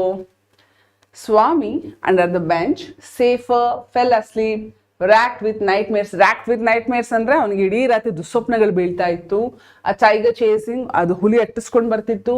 ಡೆಸ್ಪರೇಟ್ ಟು ಎಸ್ಕೇಪ್, ಅದರಿಂದ ತಪ್ಪಿಸ್ಕೊಳ್ಳೋಕೆ ಹೆಣಗಾಡ್ತಿದ್ದ. ನೈಟ್ ಮೇರ್ ಕಂಟಿನ್ಯೂಡ್, ಮತ್ತೆ ಆ್ಯಕ್ಚುಲಿ ಅವ್ನು ಆ ಹುಲಿ ಅಟ್ಟಿಸ್ಕೊಂಡು ಬರ್ತಾ ಇರ್ಬೇಕಾದ್ರೆ ಅವನಿಗೆ ನಿದ್ದೆಯಿಂದ ಎಚ್ಚರ ಆಗುತ್ತೆ, ಎಚ್ಚರ ಆಗಿ ಮತ್ತೆ ಮಲ್ಕೊಳ್ತಾನೆ. ಈ ಸರ್ತಿ ದೆವ್ವಗಳು ಬರುತ್ತೆ ಕನಸಲ್ಲಿ ಮತ್ತೆ. Open eyes to feel granny's presence, touch the wooden leg of the bench, lonely state, rustling, something moving, gazed in horror, crawled out, hugged it, used teeth as mortal weapon. ತನ್ನ ಹಲ್ಲುಗಳನ್ನ ಉಪಯೋಗಿಸಿ, ತನ್ನ ಹಲ್ಲುಗಳನ್ನ ಆಯುಧ ಥರ ಉಪಯೋಗಿಸಿ ಆ ಬರ್ಗ್ಲರ್ಗೆ ಕಚ್ತಾನೆ ಅವನು. ಸೊ ಈ ಎಲ್ಲ key ಪಾಯಿಂಟ್ಸನ್ನು ನೀವು ಬರೆದಿದ್ದೆ ಆದರೆ obviously you'll get full marks for that particular question, right? So any doubts you can always ask me. I don't think so, because ಇದ್ರ ಬಗ್ಗೆನೇ ಸಾಕಷ್ಟು ನಾನು ಸೆಷನ್ಗಳನ್ನ ಮಾಡಿದ್ದೀನಿ. ವಿಸ್ತಾರ್ ಲರ್ನಿಂಗ್ನಲ್ಲಿರುವಂತಹ ರಿವಿಷನ್ ಕ್ಲಾಸಸ್ ಅಟೆಂಡ್ ಮಾಡಿದ್ರೆ ಸಾಕು, ನಿಮಗೆ ಬೇರೆ ಯಾವ ತಯಾರಿನೂ ಬೇಡ, ಆರಾಮಾಗಿ ನೀವು ಎಕ್ಸಾಮ್ಸ್ನ ಫೇಸ್ ಮಾಡ್ಬೋದು. ನಾನು ಗ್ರಾಮರ್ ಸೆಷನ್ಸ್ಗಳನ್ನ ಕೂಡ ಮಾಡ್ತಾ ಇದ್ದೀನಿ, ಮತ್ತು ಮಾಡೆಲ್ ಕ್ವೆಶನ್ ಪೇಪರ್ಗಳನ್ನ ಕೂಡ ಸಾಲ್ವ್ ಮಾಡಿ ಇಟ್ಟಿದ್ದೀನಿ. Kindly go through that. Almost ನಿಮಗೆ ನಮ್ಮ revision classes, grammar classes attend ಮಾಡಿದ್ದೆ ಆದರೆ 80% ಅಂತೂ ಖಚಿತವಾಗಿ ಬರುತ್ತೆ. ಇನ್ನು 20% ನಿಮ್ಮ ಎಫರ್ಟಿಂದ ತೆಗೆದುಕೊಳ್ಬಹುದು ನೀವು. ಓಕೆ, ನೆಕ್ಸ್ಟ್ ಈಗ ಸ್ವಾಮಿ ಅನ್ನೋ ಪಾಠ ಅನ್ನೋದು, ಆ ಹೀರೋ ಅನ್ನುವ ಪಾಠ ಇಂಪಾರ್ಟೆಂಟ್ ಅನ್ನೋದಾದ್ರೆ, ಪೋಯಮ್ಸ್ ಬಂದಾಗ ದ ಕ್ವಾಲಿಟಿ ಆಫ್ ಮರ್ಸಿ, ಇದು ಕೂಡ ತುಂಬಾನೇ ಇಂಪಾರ್ಟೆಂಟ್. ಈ ಪೋಯಮು ದಯವಿಟ್ಟು ಓದಿ. ಇದು ಆಕ್ಚುಲಿ ಮೆಮರೈಸೇಷನ್ ಕೂಡ ಇದೆ. ಯಾವೆಲ್ಲ ಪೋಯಮ್ಗಳು ಮೆಮರೈಸೇಷನ್ ಅಂತ ಅವರು ಬ್ರಾಕೆಟ್ಸ್ ಅಲ್ಲಿ ಇಟ್ಟಿದ್ದಾರೋ ಅದನ್ನ ನೀವು ಮೆಮರೈಸ್ ಮಾಡಲೇಬೇಕು. ಅಲ್ಲಿಂದ ಒಂದು ಸ್ಟ್ಯಾಂಡ್ಸ್ ಅನ್ನ ತೆಗೆದುಕೊಟ್ಟೆ ಕೊಡ್ತಾರೆ ನಿಮಗೆ ಬರೀಲಿಕ್ಕೆ. ನನಗೆ ಗೊತ್ತಿರೋ ಹಾಗೆ ಕ್ವಾಲಿಟಿ ಆಫ್ ಮರ್ಸಿಂದ ಒಂದು ಪ್ಯಾರಾ ಕೊಡುವಂತಹ ಸಂಭವ ಇದೆ. ಇದನ್ನ ಬಾಯ್ಪಾಠ ಮಾಡ್ಕೊಳ್ಳಿ, ಕಟ್ ಮಾಡ್ಕೊಳ್ಳಿ. ಓಕೆ, ಮೆಮರೈಸ್ ಮಾಡಿ. So quality of mercy, quality of mercy ಅಂದರೆ ದಯೆಯ ಗುಣ, ದಯೆಯ ಗುಣ ಅಂತ ಹೇಳಿದ್ರೆ, ಮರ್ಸಿ ಅಂತ ಹೇಳಿದ್ರೆ ದಯೆ, ಕ್ವಾಲಿಟಿ ಅಂದರೆ ಅದರ ಗುಣ. So this poem was written by William Shakespeare. ಇದನ್ನು ಕೂಡ ನೀವು ನೆನ್ಪಿಟ್ಕೊಳ್ಬೇಕು, ಯೂಶಲಿ ಇಂತಹ ಪ್ರಶ್ನೆಗಳು ಕೂಡ ಬರಬಹುದು. Okay, this poem was written by William Shakespeare. ನಾವ್ this poem, in the poem's first 2 lines the poet compares mercy to gentle rain from heaven. ಅಂದರೆ ಈ ಒಂದು ಪಾಠ ಇದೆಯಲ್ಲ ಮಕ್ಕಳೇ, ಈ ಪೊಯಮ್ ಇದೆಯಲ್ಲ, ಈ ಪೊಯಮು ಬರೀ ಪೊಯಮ್ ಅಂತಲ್ಲ, ಇದು ಒಂದು ದೊಡ್ಡ ನಾಟಕ ಇದೆ, ಮರ್ಚೆಂಟ್ ಆಫ್ ವೆನಿಸ್ ಅಂತ. ಇದು ಶೇಕ್ಸ್ಪಿಯರ್ ಅವರು ಬರೆದಿರುವಂತಹ ಒಂದು ನಾಟಕ, ಮರ್ಚೆಂಟ್ ಆಫ್ ವೆನಿಸ್ ಅಂತ. ಅದರಲ್ಲಿ ಸಾಕಷ್ಟು ಪಾತ್ರಗಳು ಬರ್ತದೆ, ಕ್ಯಾರೆಕ್ಟರ್ಗಳು. ಆಂಟೋನಿಯೋ ಅಂತ ಬರುತ್ತೆ, ಸೆಬಾಸ್ಟಿಯನ್ ಅಂತ ಬರುತ್ತೆ, ಪೋರ್ಷಿಯಾ ಅಂತ ಬರುತ್ತೆ. ಈ ಪೊಯಮಲ್ಲಿ ಬರುವಂತಹ ಸಾಲುಗಳನ್ನೆಲ್ಲ ಹೇಳುವಂತಹ ಕ್ಯಾರೆಕ್ಟರು ಪೋರ್ಷಿಯಾ. ಅದನ್ನು ಶಿ ಇಸ್ ಅ ಫೀಮೇಲ್. ಅವಳು ಹೇಳುವಂತಹ ಮಾತುಗಳಿವೆ ಆ್ಯಕ್ಚುಲಿ. ಅಂದರೆ ಒಬ್ಬರಿಗೆ ಏನೋ ತಪ್ಪಾಗಿದೆ, ಅಂದರೆ ಅವನು ದುಡ್ಡು ವಾಪಸ್ ಕೊಟ್ಟಿರಲ್ಲ ಅಂತ ಹೇಳ್ಬಿಟ್ಟು ಪೌಂಡ್ ಆಫ್ ಫ್ಲೆಶ್ ಕೊಡಬೇಕು ಅಂತ ಹೇಳ್ತಾರೆ. ಪೌಂಡ್ ಆಫ್ ಫ್ಲೆಶನ್ನ ಅವನು ತೊಡೆ ಭಾಗದಿಂದ ಫ್ಲೆಶನ್ನು ತೆಗೆದುಕೊಡ್ಬೇಕು ಅಂತಂದಾಗ, ಇಷ್ಟು ಅಂದರೆ ಒಬ್ಬ ಮನುಷ್ಯನಿಗೆ ಒಂದು ದಯೆ ಇರಬೇಕು, ಈ ರೀತಿ ಕ್ರೂರತನ ಇರಬಾರ್ದು ಅಂತ ಹೇಳುವ ನಿಟ್ಟಿನಲ್ಲಿ she narrates this line. So ಇದು ನಾನು ಪ್ರಿಯಾಂಬಲ್ ಇದೆ ಆ್ಯಕ್ಚುಲಿ, ಅಂದರೆ ಏನು ಸೆಟಪ್ ಈ ಪೊಯಮ್ಗೆ ಅಂತ ನಿಮಗೆ ಹೇಳಿದೆ ನಾನೀಗ. ಸೊ ದಟ್ ನಿಮ್ಗೆ ಅರ್ಥ ಆಗುತ್ತಾಗ ಯಾಕೆ ಆ ರೀತಿ ಹೇಳ್ತಿದ್ದಾರೆ ಅಂತ. ಸೊ ಆಕೆ ಹೇಳ್ತಾ ಇದ್ದಾಳೆ, ಮರ್ಸಿ ಅಂದ್ರೆ ದಯೆಯನ್ನ ಯಾವ್ದಕ್ಕೆ ಕಂಪೇರ್ ಮಾಡ್ತಿದ್ದಾಳೆ ಅಂದ್ರೆ ಆಕಾಶದಿಂದ ಬೀಳುವ ಆ ಮೊದಲನೇ ಮಳೆ ಇರುತ್ತಲ್ಲ, ಅಂದ್ರೆ ಆಕಾಶ ಅಂದಾಗ ಸ್ವರ್ಗ ಅಂತಾನು ಹೇಳ್ತಾರೆ, ಸ್ವರ್ಗದಿಂದ ಬೀಳುವ ಆ ಜೆಂಟಲ್ ರೈನ್ ಅಂದ್ರೆ ಆ ಮೃದುವಾದ ಮಳೆಗೆ ಹೋಲಿಸ್ತಾ ಇದ್ದಾಳೆ. ಆ ರೀತಿ ಇರಬೇಕು, ಅದು ಮೇಲಿನಿಂದ ದೇವರೇ ಕೊಟ್ಟಂತಹ ಒಂದು ಗುಣ. ಅದು ದಯೆ ಅನ್ನೋದು ದೇವರು ನಮಗೆ ಕೊಟ್ಟಂತಹ ಗುಣ. ಯಾಕೆ ಅಂದ್ರೆ ನಾವೆಲ್ಲರೂ ಸಹಬಾಳ್ವೆಯಲ್ಲಿ ಬದುಕಬೇಕು ಈ ಜಗತ್ತಿನಲ್ಲಿ ಅಂದ್ರೆ ದಯೆ ಬಹಳ ಇಂಪಾರ್ಟೆಂಟ್. ಆಕ್ಚುಲಿ ದಯೆಯೇ ಧರ್ಮದ ಮೂಲವಯ್ಯ ಅಂತ ಯಾರು ಹೇಳಿದ್ದು? ಬಸವಣ್ಣನವರು ಅಲ್ವಾ? Yes, of course. So to live in harmony, to live peacefully among everyone or with each other, mercy ಅನ್ನೋದು ಬಹಳ ಇಂಪಾರ್ಟೆಂಟ್. ಓಕೆ, ಅದನ್ನ ಯಾವ್ದಕ್ಕೆ ಹೋಲಿಸಿದ್ದಾರೆ ಅಂತ ಹೇಳಿದ್ರೆ gentle rain from Heaven. Okay, ಇದನ್ನ ಬೇರೆ ಬೇರೆ ತರ ಕ್ವಶನ್ಸ್ ಅಲ್ಲೂ ಕೊಡ್ತಾರೆ, ಸೊ ನೆನ್ಪಿಟ್ಕೊಳ್ಳಿ, ಜೆಂಟಲ್ ರೈನ್ ಫ್ರಮ್ ಹೆವೆನ್ ಮರ್ಸಿಯನ್ನ ಇದಕ್ಕೆ ಹೋಲಿಸಿರೋದು. The analogy between the gentle rain and mercy is also symbolic in a way that mercy is as soothing as gentle rain. ಇವತ್ತು ತುಂಬಾ ಜೋರ್ ಮಳೆ ಬಂದ್ಬಿಟ್ರು ನಮ್ಗೆ ತಡ್ಕೊಳಕ್ ಆಗೋದಿಲ್ಲ ಅಲ್ವಾ?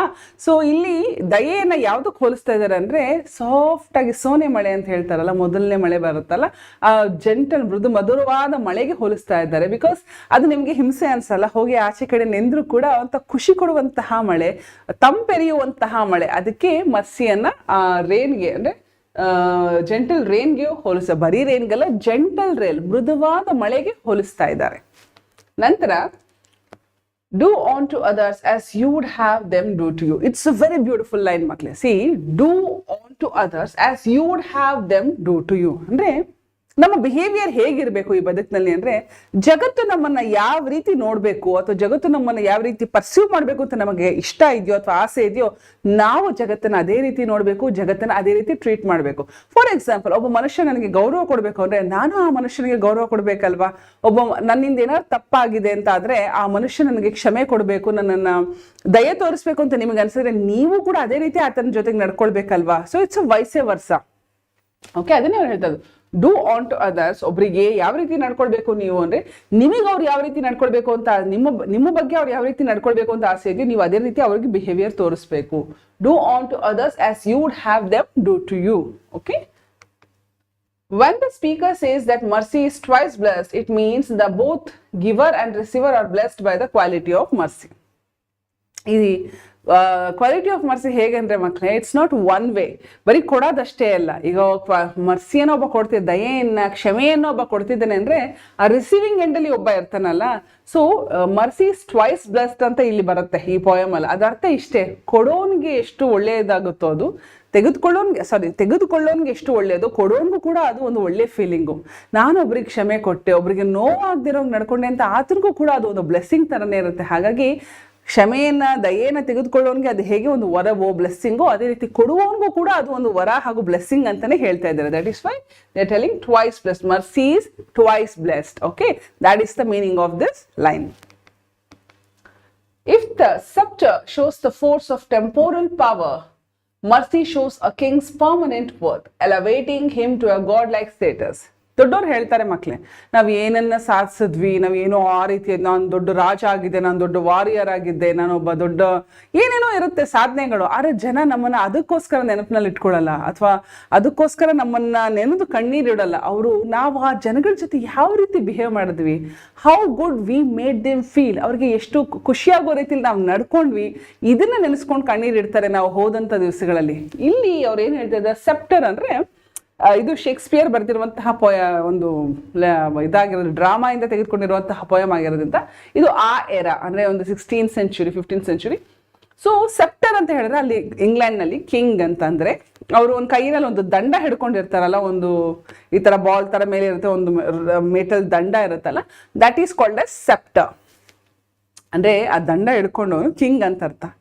ದಂಡ ಹಿಡ್ಕೊಂಡವನು ಕಿಂಗ್, ಆದ್ರೆ ಅದು ಟೆಂಪರವರಿ ಅಲ್ವಾ. ಇವತ್ತು ಈತ ರಾಜ ಆಗಿದ್ದಾನೆ, ಹಿಂದೆ ಇನ್ಯಾರೋ ರಾಜ ಆಗಿದ್ರು, ಮುಂದೆ ಇನ್ಯಾರೋ ರಾಜ ಆಗ್ತಾರೆ ಈತನ ನಂತರ. He will die, may be of natural death are from the battle field. But ಆ ಒಂದು ದಂಡ ಇರೋವರೆಗೂ ಮಾತ್ರನೇ ಆತ king. That shows it is temporary. Temporal power ಅಂತ ಹೇಳಿದ್ರೆ ಅದೇ ಟೆಂಪೋರಲ್ ಪವರ್ ಅಂದ್ರೆ ಟೆಂಪರವರಿ ಪವರ್ ಅದು ಆಕ್ಚುಲಿ. ಆದ್ರೆ ಮರ್ಸಿ ಅರೆ ಆ ಕಿಂಗ್ ಬದುಕಿದ್ದಷ್ಟು ದಿವಸ ತನ್ನ ಪ್ರಜೆಗಳನ್ನ ಯಾವ ರೀತಿ ನಡೆಸ್ಕೊಂಡ, ಎಷ್ಟು ದಯಾಮಯಿ ಆಗಿದ್ದ. ಮರ್ಸಿ ಶೋಸ್ ಅ ಕಿಂಗ್ಸ್ ಪರ್ಮನೆಂಟ್ ವರ್ತ್. ಆತ ಎಷ್ಟು ಅಂದ್ರೆ ವರ್ದಿಯಾಗಿದ್ದ ಅನ್ನೋದನ್ನ ಆತನ ಬಿಹೇವಿಯರ್ ತೋರಿಸುತ್ತಂತೆ, ಆತನಲ್ಲಿರುವಂತಹ ಕ್ಷಮಾಗುಣ ಅಥವಾ ದಯಾಗುಣ ತೋರಿಸುತ್ತಂತೆ. Elevating him to a god like status. ಅದು ಹೇಳ್ತಾರಲ್ಲ, nobody was born as a god but he became one because of his deeds ಅಂತ. ಹೇಗೆ ಇದು ಸಾಧ್ಯ? ಯಾರು ದೇವರಾಗಿ ಹುಟ್ಟಿರೋದಿಲ್ಲ, ಆದ್ರೆ ತಮ್ಮ ನಡತೆಯಿಂದ ಅವರು ಭಗವಂತನ ಪಟ್ಟಕ್ಕೆ ಹೋಗ್ತಾರಂತೆ. ದಟ್ ಈಸ್ ದ ರೀಸನ್ ನಮ್ಮ ಬಿಹೇವಿಯರ್ ಗಾಡ್ ಲೈಕ್ ಆಗಿರಬೇಕು. ಅದಕ್ಕೇನು ಹೆಚ್ಚಿನ ಮಾಡ್ಬೇಕಾಗಿಲ್ಲ, ನಾವು ಈ ಕ್ಷಮಾಗುಣ, ದಯಾಗುಣ ಇದೆಲ್ಲವನ್ನು ಬೆಳೆಸ್ಕೊಂಡ್ರೆ ಆಯ್ತು. It will give that kind of a status. Mercy and forgiveness are enduring themes that pervade Shakespeare's works. ಅಂದ್ರೆ ವಿಲಿಯಂ ಶೇಕ್ಸ್ಪಿಯರ್ ಅಂತ ಬಂದಾಗ ಬಹಳ ದೊಡ್ಡ ಹೆಸರು ಇಂಗ್ಲಿಷ್ ಲಿಟ್ರೇಚರ್ ಅಲ್ಲಿ. ಈ ನಿಯೋ ಕ್ಲಾಸಿಕಲ್ ಮುಂಚೆ ರೆನೆಸಾನ್ಸ್ ಪೀರಿಯಡ್ ಅಲ್ಲಿ ಬಹಳನೇ ದೊಡ್ಡ ಹೆಸರು. ಸಾಕಷ್ಟು ಕೆಲಸಗಳನ್ನ ಮಾಡಿದ್ದಾರೆ, ಸಾಕಷ್ಟು ಸಾನೆಟ್ಗಳನ್ನ ಬರೆದಿದ್ದಾರೆ, ಡ್ರಾಮಾಗಳನ್ನ ಬರೆದಿದ್ದಾರೆ. He was a great dramatist of his time, ಗೊತ್ತಾ ನಿಮಗೆ. ಸಾಕಷ್ಟು ನಾಟಕಗಳನ್ನ ಬರೆದಿದ್ದಾರೆ. ಆದ್ರೆ ನೀವು ಇವೆಲ್ಲವನ್ನು ಗಮನಿಸಿದ್ರೆ, ಅಂದ್ರೆ ನಾವು ಒಂದು ಪ್ಯಾಟರ್ನ್ ಅನ್ನ ಗಮನಿಸ್ತೀವಲ್ಲ, ಏನು ಪ್ರಿಡಾಮಿನೆಂಟ್ ಆಗಿ ಅವ್ರು ತೋರಿಸಿದ್ದಾರೆ ಅವರ ಒಂದು ವರ್ಕ್ ಅಲ್ಲಿ ಅಂತಂದ್ರೆ ಮರ್ಸಿ ಅಂಡ್ ಫರ್ಗಿವ್ನೆಸ್, ಕ್ಷಮಾಗುಣ ಮತ್ತು ದಯೆ, ಇದನ್ನೇ ಜಾಸ್ತಿ ತೋರಿಸಿದ್ದಾರೆ. ಅದು ನೀವು ಮೆಕ್ಬೆತ್ ನೋಡಬಹುದು, ಮೆಕ್ಬೆತ್ ಅಂತ ಬರೆದಿದ್ದಾರೆ ಅವರು ಒಂದು ಡ್ರಾಮಾ. ಟೆಂಪೆಸ್ಟ್ ನೋಡಬಹುದು, ಒಥೆಲೋ ನೋಡಬಹುದು, ರೋಮಿಯೋ ಅಂಡ್ ಜೂಲಿಯಟ್ ನೋಡಬಹುದು. ಇವೆಲ್ಲವೂ ಕೂಡ ನೀವು ಹುಡುಕ್ತಾ ಹೋದ್ರೆ ಕೊನೆಯಲ್ಲಿ ಸಿಗೋದು ಕ್ಷಮೆ ಅನ್ನೋದು ಇರಬೇಕು ಬದುಕಿನಲ್ಲಿ. ಆ ಕ್ಷಮೆ ಒಂದು ಇದ್ದಿದ್ರೆ ಆ ಕತೆ ಬೇರೆ ಏನೇನೋ ಆಗ್ತಿತ್ತೇನೋ ಅಂತ ತೋರ್ಸೋಕೆ ಹೋಗ್ತಾರೆ ಶೇಕ್ಸ್ಪಿಯರ್ ಅವರು. So mercy and forgiveness are enduring themes that pervade Shakespeare's work. Mercy is the quality of the world's most powerful, strongest and highest people. ಇವತ್ತು ನೀವು ಈ ಜಗತ್ತಲ್ಲಿ ತುಂಬಾ ಸಾಧನೆ ಮಾಡಿರೋರನ್ನ ನೋಡಿದ್ರೆ ಮಕ್ಕಳೇ, ಅವ್ರು ಯಾರು ದುರ್ಹಂಕಾರಿಗಳಾಗಿರಲ್ಲ. ಅವರೆಲ್ಲರೂ ಕೂಡ ಒಂದು ವಿನಮ್ರತೆ ಇರುತ್ತೆ. They are very polite. ಅವರ ಒಂದು ಬಿಹೇವಿಯರ್ನ ನೋಡಿದ್ರೆ ಅಬ್ಬಾ ಬದುಕಿದ್ರೆ ಈ ರೀತಿ ಬದುಕಬೇಕಪ್ಪ ಅನ್ನುವ ಒಂದು ಭಾವನೆ ಬರುತ್ತೆ. ಸೊ ಜಗತ್ತಲ್ಲಿ ತುಂಬಾ ಸಾಧನೆ ಮಾಡಿರೋರೆಲ್ಲ ತುಂಬಾ ಏನಂತ ಹೇಳಿದ್ರೆ ಕರೇಜಿಯಸ್ ಪೀಪಲು, ತುಂಬಾ ಇಂಟೆಲಿಜೆಂಟ್ ಪೀಪಲು, ತುಂಬಾ ಶೂರರು, ವೀರರು ಆ ಥರ ಅಲ್ಲ. ಯಾರು ಇವತ್ತು ಯಾರು ಎಲ್ಲ ಏನೆಲ್ಲ ಸಾಧಿಸಿದ್ರು ನೀವು ಒಂದು ಪಟ್ಟಿ ಮಾಡ್ಕೊಂಡು ನೋಡಿದ್ರೆ ಅವ್ರ ಬಿಹೇವಿಯರ್ ನಿಮ್ಗೆ ಗೊತ್ತಾಗುತ್ತೆ. That is what the behaviour took them to that elevated status ಅಂತ. Fine. So that was about quality of mercy. Kindly go through this poem and try to memorize it, because I am pretty sure that one of the stanza is going to come for you to write in the final exam. So ಇದನ್ನ ಬಾಯ್ಪಾಠ ಮಾಡ್ಕೊಳ್ಳಿ quality of mercy ದು. ನಂತರ ಬಹಳ important ಪಾಠ ಯಾವುದು ಅಂದ್ರೆ the gentleman of Rio and Medio. Gentleman of Rio and Medio written by Juan A Sedillo. Actually ಅದು Juan ಅಂತಾನು ಕರಿಬಹುದು, ಬಟ್ ಆಕ್ಚುಲ್ ಪ್ರಾಪರ್ ಪ್ರೊನೌನ್ಸಿಯೇಷನ್ ಅಂದ್ರೆ Juan. Okay, Juan A Sedillo. ನಾವು ಈ ಒಂದು ಪಾಠದಲ್ಲಿ this is a prose. Okay, ಈ ಒಂದು ಪಾಠದಲ್ಲಿ ಬರುವಂತಹ ಪಾತ್ರಧಾರಿಗಳು ಯಾರ್ಯಾರು ಅಂದ್ರೆ Don Anselmo, who is the protagonist and the oldest and most respectable man in the village. ಈ ರಿಯೋ ಅಂಡ್ ಮೆಡಿಯೋ ಅನ್ನುವ ಒಂದು ಈ ವಿಲೇಜ್ ಅಲ್ಲಿ ಆತ ಡಾನ್ ಅನ್ಸೆಲ್ಮೋ ಇದನ್ನಲ್ಲ, ಅವರು ಈ ಕಥೆಯ ನಾಯಕ ಅಂತಾನೆ. ಪ್ರೊಟಗಾನಿಸ್ಟ್ ಅಂದ್ರೆ ಮಕ್ಕಳೇ ನಾಯಕ ಅಂತ, ಮೇನ್ ಕ್ಯಾರೆಕ್ಟರ್ ಅಂತ. And he was the oldest and most respectable man in the village. ಇನ್ನೊಂದು ಕ್ಯಾರೆಕ್ಟರ್ ಬರುತ್ತೆ ಸ್ಟೋರಿ ಟೆಲ್ಲರ್. ಈ ಕಥೆಯನ್ನ ನರೇಟ್ ಮಾಡ್ತಾ ಇರುವಂತಹ storyteller, and unnamed real estate agent. ಆತ ಆಕ್ಚುಲಿ ಮೆಕ್ಸಿಕೋದ ಒಬ್ಬ ರಿಯಲ್ ಎಸ್ಟೇಟ್ ಏಜೆಂಟ್. ನಮಗೆ ಕೊನೆವರೆಗೂ ಆತನ ಹೆಸರು ಗೊತ್ತಾಗಲ್ಲ, ಬಟ್ ಕತೆ ಆತನೇ ಹೇಳೋದು. ಇನ್ನು ನೆಕ್ಸ್ಟ್ ಅಮೆರಿಕನ್ಸ್, ಇದು ಒಂದು ಕ್ಯಾರೆಕ್ಟರ್ ಬರುತ್ತೆ. ಯಾರು ಈ ಅಮೆರಿಕನ್ಸ್ ಅಂದ್ರೆ ಡಾನ್ ಅನ್ಸೆಲ್ಮೋ. ಅನ್ಸೆಲ್ಮೋ ಅನ್ನೋದು ಅವ್ರ ಹೆಸರು. ಡಾನ್ ಅನ್ನೋದು ಒಂದು ಗೌರವಪೂರ್ವಕವಾಗಿ ಸ್ಪ್ಯಾನಿಷ್ ಭಾಷೆನಲ್ಲಿ, ಸ್ಪೇನ್ ಅಲ್ಲಿ ಡಾನ್ ಅಂತ ಕರೀತಾರೆ. ಸೊ ನೀವೆಲ್ಲ ಡಾನ್ ಅಂತ ಕೇಳಿರ್ಬೇಕು ಅಲ್ವಾ, ಓ ದೊಡ್ಡ ಮಾಫಿಯಾ ಡಾನ್ ಅಂತಲ್ಲ. Yes, this word originated from Spanish. Okay, so ಈ ಅಮೆರಿಕನ್ಸ್ ಯಾರು ಅಂತ ಹೇಳಿದ್ರೆ, ಅಂದ್ರೆ ಈ ಡಾನ್ ಅನ್ಸೆಲ್ಮೋ ಇರುವಂತಹ ಜಾಗವನ್ನ ಕೊಂಡುಕೊಂಡಿರ್ತಾರೆ. They are the buyers who bought the land from Don Anselmo. ಕತೆ ಹೇಗೆ ಶುರುವಾಗುತ್ತೆ ಬನ್ನಿ. This lesson revolves around the central character Don Anselmo, who was an old man from Rio and Medio. ಅವೆಲ್ಲ ಚಿಕ್ಕ ಚಿಕ್ಕ ಊರುಗಳು ಮಕ್ಕಳು, ಚಿಕ್ಕ ಚಿಕ್ಕ ಹಳ್ಳಿಗಳು. ಅಲ್ಲಿರುವಂಥವರೆಲ್ಲ ಒಂದೇ ಫ್ಯಾಮಿಲಿಯಿಂದ ಬೈಫರ್ಕೇಟ್ ಆಗಿರ್ತಾರಲ್ಲ ಅಂಥವ್ರೆಲ್ಲರೂ ರಿಲೇಟಿವ್ಸ್, ಒಬ್ರಿಗೊಬ್ರು ಎಲ್ಲರೂ ರಿಲೇಟಿವ್ಸೇ ಅವರು. ಸೊ ಅವರಲ್ಲಿ ಬಹಳ ವಯಸ್ಸಾದಂತಹ ಗೌರವಾನ್ವಿತ ವ್ಯಕ್ತಿ ಈ Don Anselmo. He has agreed to sell his house and land in New Mexico to some Americans who want to relocate there. ಆತನಿಗೆ ವಯಸ್ಸಾಗಿದೆ, ಮಕ್ಕಳು ಮೊಮ್ಮಕ್ಕಳೆಲ್ಲ ಬೆಳೆದು ಹೊಟ್ಟೋಗಿದ್ದಾರೆ. ಆತ ಇರುವಂತಹ ಜಾಗವನ್ನ ಆತ ಅಮೆರಿಕನ್ಸ್ಗೆ ಮಾರ್ತಾ ಇದ್ದಾನೆ ಬಿಕಾಸ್ ದೇ ವಾಂಟ್. ಇದು ಹೆಂಗ್ ಗೊತ್ತಾ, ಗ್ಲೋಬಲೈಸೇಷನ್ ಅಂದ್ರೆ ಈಗ ಗ್ಲೋಬಲೈಸೇಷನ್ ಅಲ್ಲ ಸಾರಿ, ಈಗ ಹಳೇ ಕಾಲದಿಂದ ಸ್ವಲ್ಪ ಹೊಸ ಕಾಲಕ್ಕೆ ಬರ್ತಾ ಇರ್ಬೇಕಾದ್ರೆ ಈ ವಲಸಿಗರು ಬರೋದು, ನಮ್ಮ ಜಾಗವನ್ನು ಇನ್ನೊಬ್ಬರಿಗೆ ಬಿಟ್ಕೊಡುವಂತಹ ಜಾಗ ಟೈಮ್ ಇತ್ತಲ್ಲ, ಆ ಸಮಯದ ಒಂದು ಕಥೆ ಇದು. ಸುಮಾರು ವರ್ಷಗಳ ಒಂದು 50-60 ವರ್ಷಗಳ ಹಿಂದಿನ ಕಥೆ ಇದು. ಸೊ ಅಮೆರಿಕನ್ಸು ಅಲ್ಲಿಗೆ ಬಂದು ರಿಲೊಕೇಟ್ ಆಗಬೇಕಾಗಿರುತ್ತೆ. ಅವರು ಆ ಜಾಗವನ್ನು ಕೊಂಡ್ಕೊಳ್ತಾರೆ. When the Americans come to know about the extra land, they offer a much larger price. ಇವರು ಇರುವಂತದ್ದು ರಿಯೋ ಅಂಡ್ ಮೆಡಿಯೋದಲ್ಲಿ. ಸೊ ಈ ವ್ಯಾಪಾರ ವ್ಯವಹಾರ ಕುದುರಿಸೋಕೆ ಅವ್ರು ಎಲ್ಲಿಗೆ ಹೋಗ್ತಾ ಇರ್ತಾರೆ, ಮೆಕ್ಸಿಕೋಗೆ ಹೋಗ್ತಾ ಇರ್ತಾರೆ. ಮೆಕ್ಸಿಕೋದಲ್ಲಿ ರಿಯಲ್ ಎಸ್ಟೇಟ್ ಆಫೀಸ್ ಇರುತ್ತೆ, ಅಲ್ಲಿ ಹೋಗಿ ಈ ವ್ಯವಹಾರವನ್ನು ಕುದುರಿಸಿರ್ತಾರೆ. ಈಗ ಡಾನ್ ಅನ್ಸಲ್ಮೋ ಪಾಪ ಎಷ್ಟು ವಯಸ್ಸಾಗಿರುತ್ತೆ ಅಂದ್ರೆ ಅವ್ರಿಗೆ ಎಷ್ಟು ಲ್ಯಾಂಡ್ ಇರುತ್ತೆ ಅಂತ ಅವ್ರಿಗೆ ಗೊತ್ತೇ ಇರೋದಿಲ್ಲ. ಅವ್ರು ಸುಮಾರು ಒಂದು 8 ಎಕರೆ ಇರುತ್ತೆ ಅಂತ ಹೇಳಿರ್ತಾರೆ. ಆ 8 ಎಕರೆಗೆ ಎಷ್ಟು ಬೇಕೋ ಅಷ್ಟು ದುಡ್ಡನ್ನ ಮಾತನಾಡಿ ವ್ಯವಹಾರ ಕುದುರಿಸ್ಕೊಂಡು ಅವರು ಸೇಲ್ ಡೀಡ್ಗಳನ್ನ ಮಾಡ್ಕೊಂಡಿರ್ತಾರೆ. ಆದರೆ ಅಮೆರಿಕನ್ಸು ಆ ಜಾಗಕ್ಕೆ ಬಂದು ಮೆಷರ್ಮೆಂಟ್ ತಗೊಂಡಾಗ ಗೊತ್ತಾಗುತ್ತೆ ಅವ್ರಿಗೆ ಎಷ್ಟು 8 ಎಕರೆ ಅಂತ ಹೇಳಿದ್ರು ಅದಕ್ಕಿಂತ ಡಬಲ್ ಜಾಗ ಇದೆ ಅಲ್ಲಿ, ಸುಮಾರು 16 ಎಕರೆ, more than 16 acres of land is there ಅಂತ ಗೊತ್ತಾಗುತ್ತೆ. ಆಗ ಅವ್ರಿಗೆ ಬೇಜಾರಾಗುತ್ತೆ, ಅಯ್ಯೋ ಪಾಪ ವಯಸ್ಸಾದ್ರು ಅವ್ರಿಗೆ ಗೊತ್ತಾಗಿಲ್ಲ, ನಾವು ಕಡಿಮೆ ಬೆಲೆಗೆ ಈ ಲ್ಯಾಂಡನ್ನ ಸೇಲ್ ಡೀಡ್ ಮಾಡ್ಕೊಂಡಿದೀವಿ ಅಂತ ಹೇಳ್ತಾರೆ. ಆದ್ರೆ ಅವ್ರು ಏನ್ ಮಾಡ್ತಾರೆ ಅಂದ್ರೆ ಹೇಳ್ತಾರೆ, ನಾವು ಈಗ ಅದಕ್ಕೆ ಎಷ್ಟು ಜಾಸ್ತಿ ಇದೆಯೋ ಅದನ್ನ ನಾವು ದುಡ್ಡು ಕೊಟ್ಟು ತೆಗೆದುಕೊಳ್ತೀವಿ, ನೀವು ತಗೋಬೇಕು ಅಂದಾಗ ಇವ್ರು ಹೇಗೆ ಅಂದ್ರೆ ಈ ವೃದ್ಧ ಇಲ್ಲ ನಾನು ಎಷ್ಟಕ್ಕೆ ಮಾತಾಡಿದೀನೋ ಅಷ್ಟೇ ಕೊಡಿ ಸಾಕು ಅಂತ ಹೇಳ್ತಾರೆ. ಅದು ಬಹುಶಃ ಅವರಿಗೆ ದುಡ್ಡಿನ ಅವಶ್ಯಕತೆ ಇಲ್ಲ ಅಂತ ತೋರಿಸ್ತಾ ಇದೆಯಾ, ಹಿ ಡಸಂಟ್ ಲವ್ ಮನಿ ಅಂತನೋ, ಹಿ ಡಸಂಟ್ ನೀಡ್ ಮನಿ ಅಂತನೋ, ಅಥವಾ ನಾನು ಮಾತಿಗೆ ತಪ್ಪಬಾರ್ದು ಅಂತನೋ, he can't go back on his word ಅಂತ, because he is the most respectable and the oldest member at Rio and Medio. ನಾನು ಮಾತಿಗೆ ತಪ್ಪೋ ತರ ಆಗ್ಬಾರ್ದು ಅಂತ ಹೇಳಿ ಹಿ ಡಿನೈಸ್, ಅಂದ್ರೆ ಅದ್ ಬೇಡ ಅಂತ ಹೇಳ್ತಾರೆ, ದುಡ್ಡು ಬೇಡ ನನಗೆ ಅಂತ ಹೇಳ್ತಾರೆ. Don Anselmo refuses the extra money and settles for the original amount, which was $1,200 cash. Okay. When American owners take residence in their new property, they are upset by the village children who continue to run onto the land in the orchard. ಈಗ Don ಅನ್ಸಲ್ಮೋ ಅವ್ರ ಮನೆ ಹೇಗಿರುತ್ತೆ ಅಂದ್ರೆ, ಮನೆ ಏನೋ ಚಿಕ್ಕದು ಹಳೆ ಮುರುಕ್ಲು ಮನೆ, ಬಟ್ ಆ ಇಡೀ ಲ್ಯಾಂಡ್ ಇದೆಯಲ್ಲ ಅವ್ರು ಬರ್ತಿ ತೋಟಗಳು, ಆರ್ಚರ್ಡ್ ಅಂತ ಇನ್ನೇನು ಅಲ್ಲ, ಗಾರ್ಡನ್, ತೋಟಗಳು ಅಂತ ಕರಿತೀವಲ್ಲ, ಹಣ್ಣು ಬಿಡುವಂತಹ ಗಾರ್ಡನ್ನು, ಹೂ ಬಿಡುವಂತಹದನ್ನ ನಾವು ಆರ್ಚರ್ಡ್ ಅಂತ ಕರಿತೀವಿ. ಈ ಆರ್ಚರ್ಡ್ ಅಲ್ಲಿ ಮನೆ ಸುತ್ತ ಇರುವಂತಹ ಜಾಗದಲ್ಲಿ ಮನೇನೋ ಕೊಂಡ್ಕೊಳ್ತಾರೆ, ಇವರು ಶಿಫ್ಟ್ ಆಗ್ತಾರೆ ಅಮೆರಿಕನ್ಸು.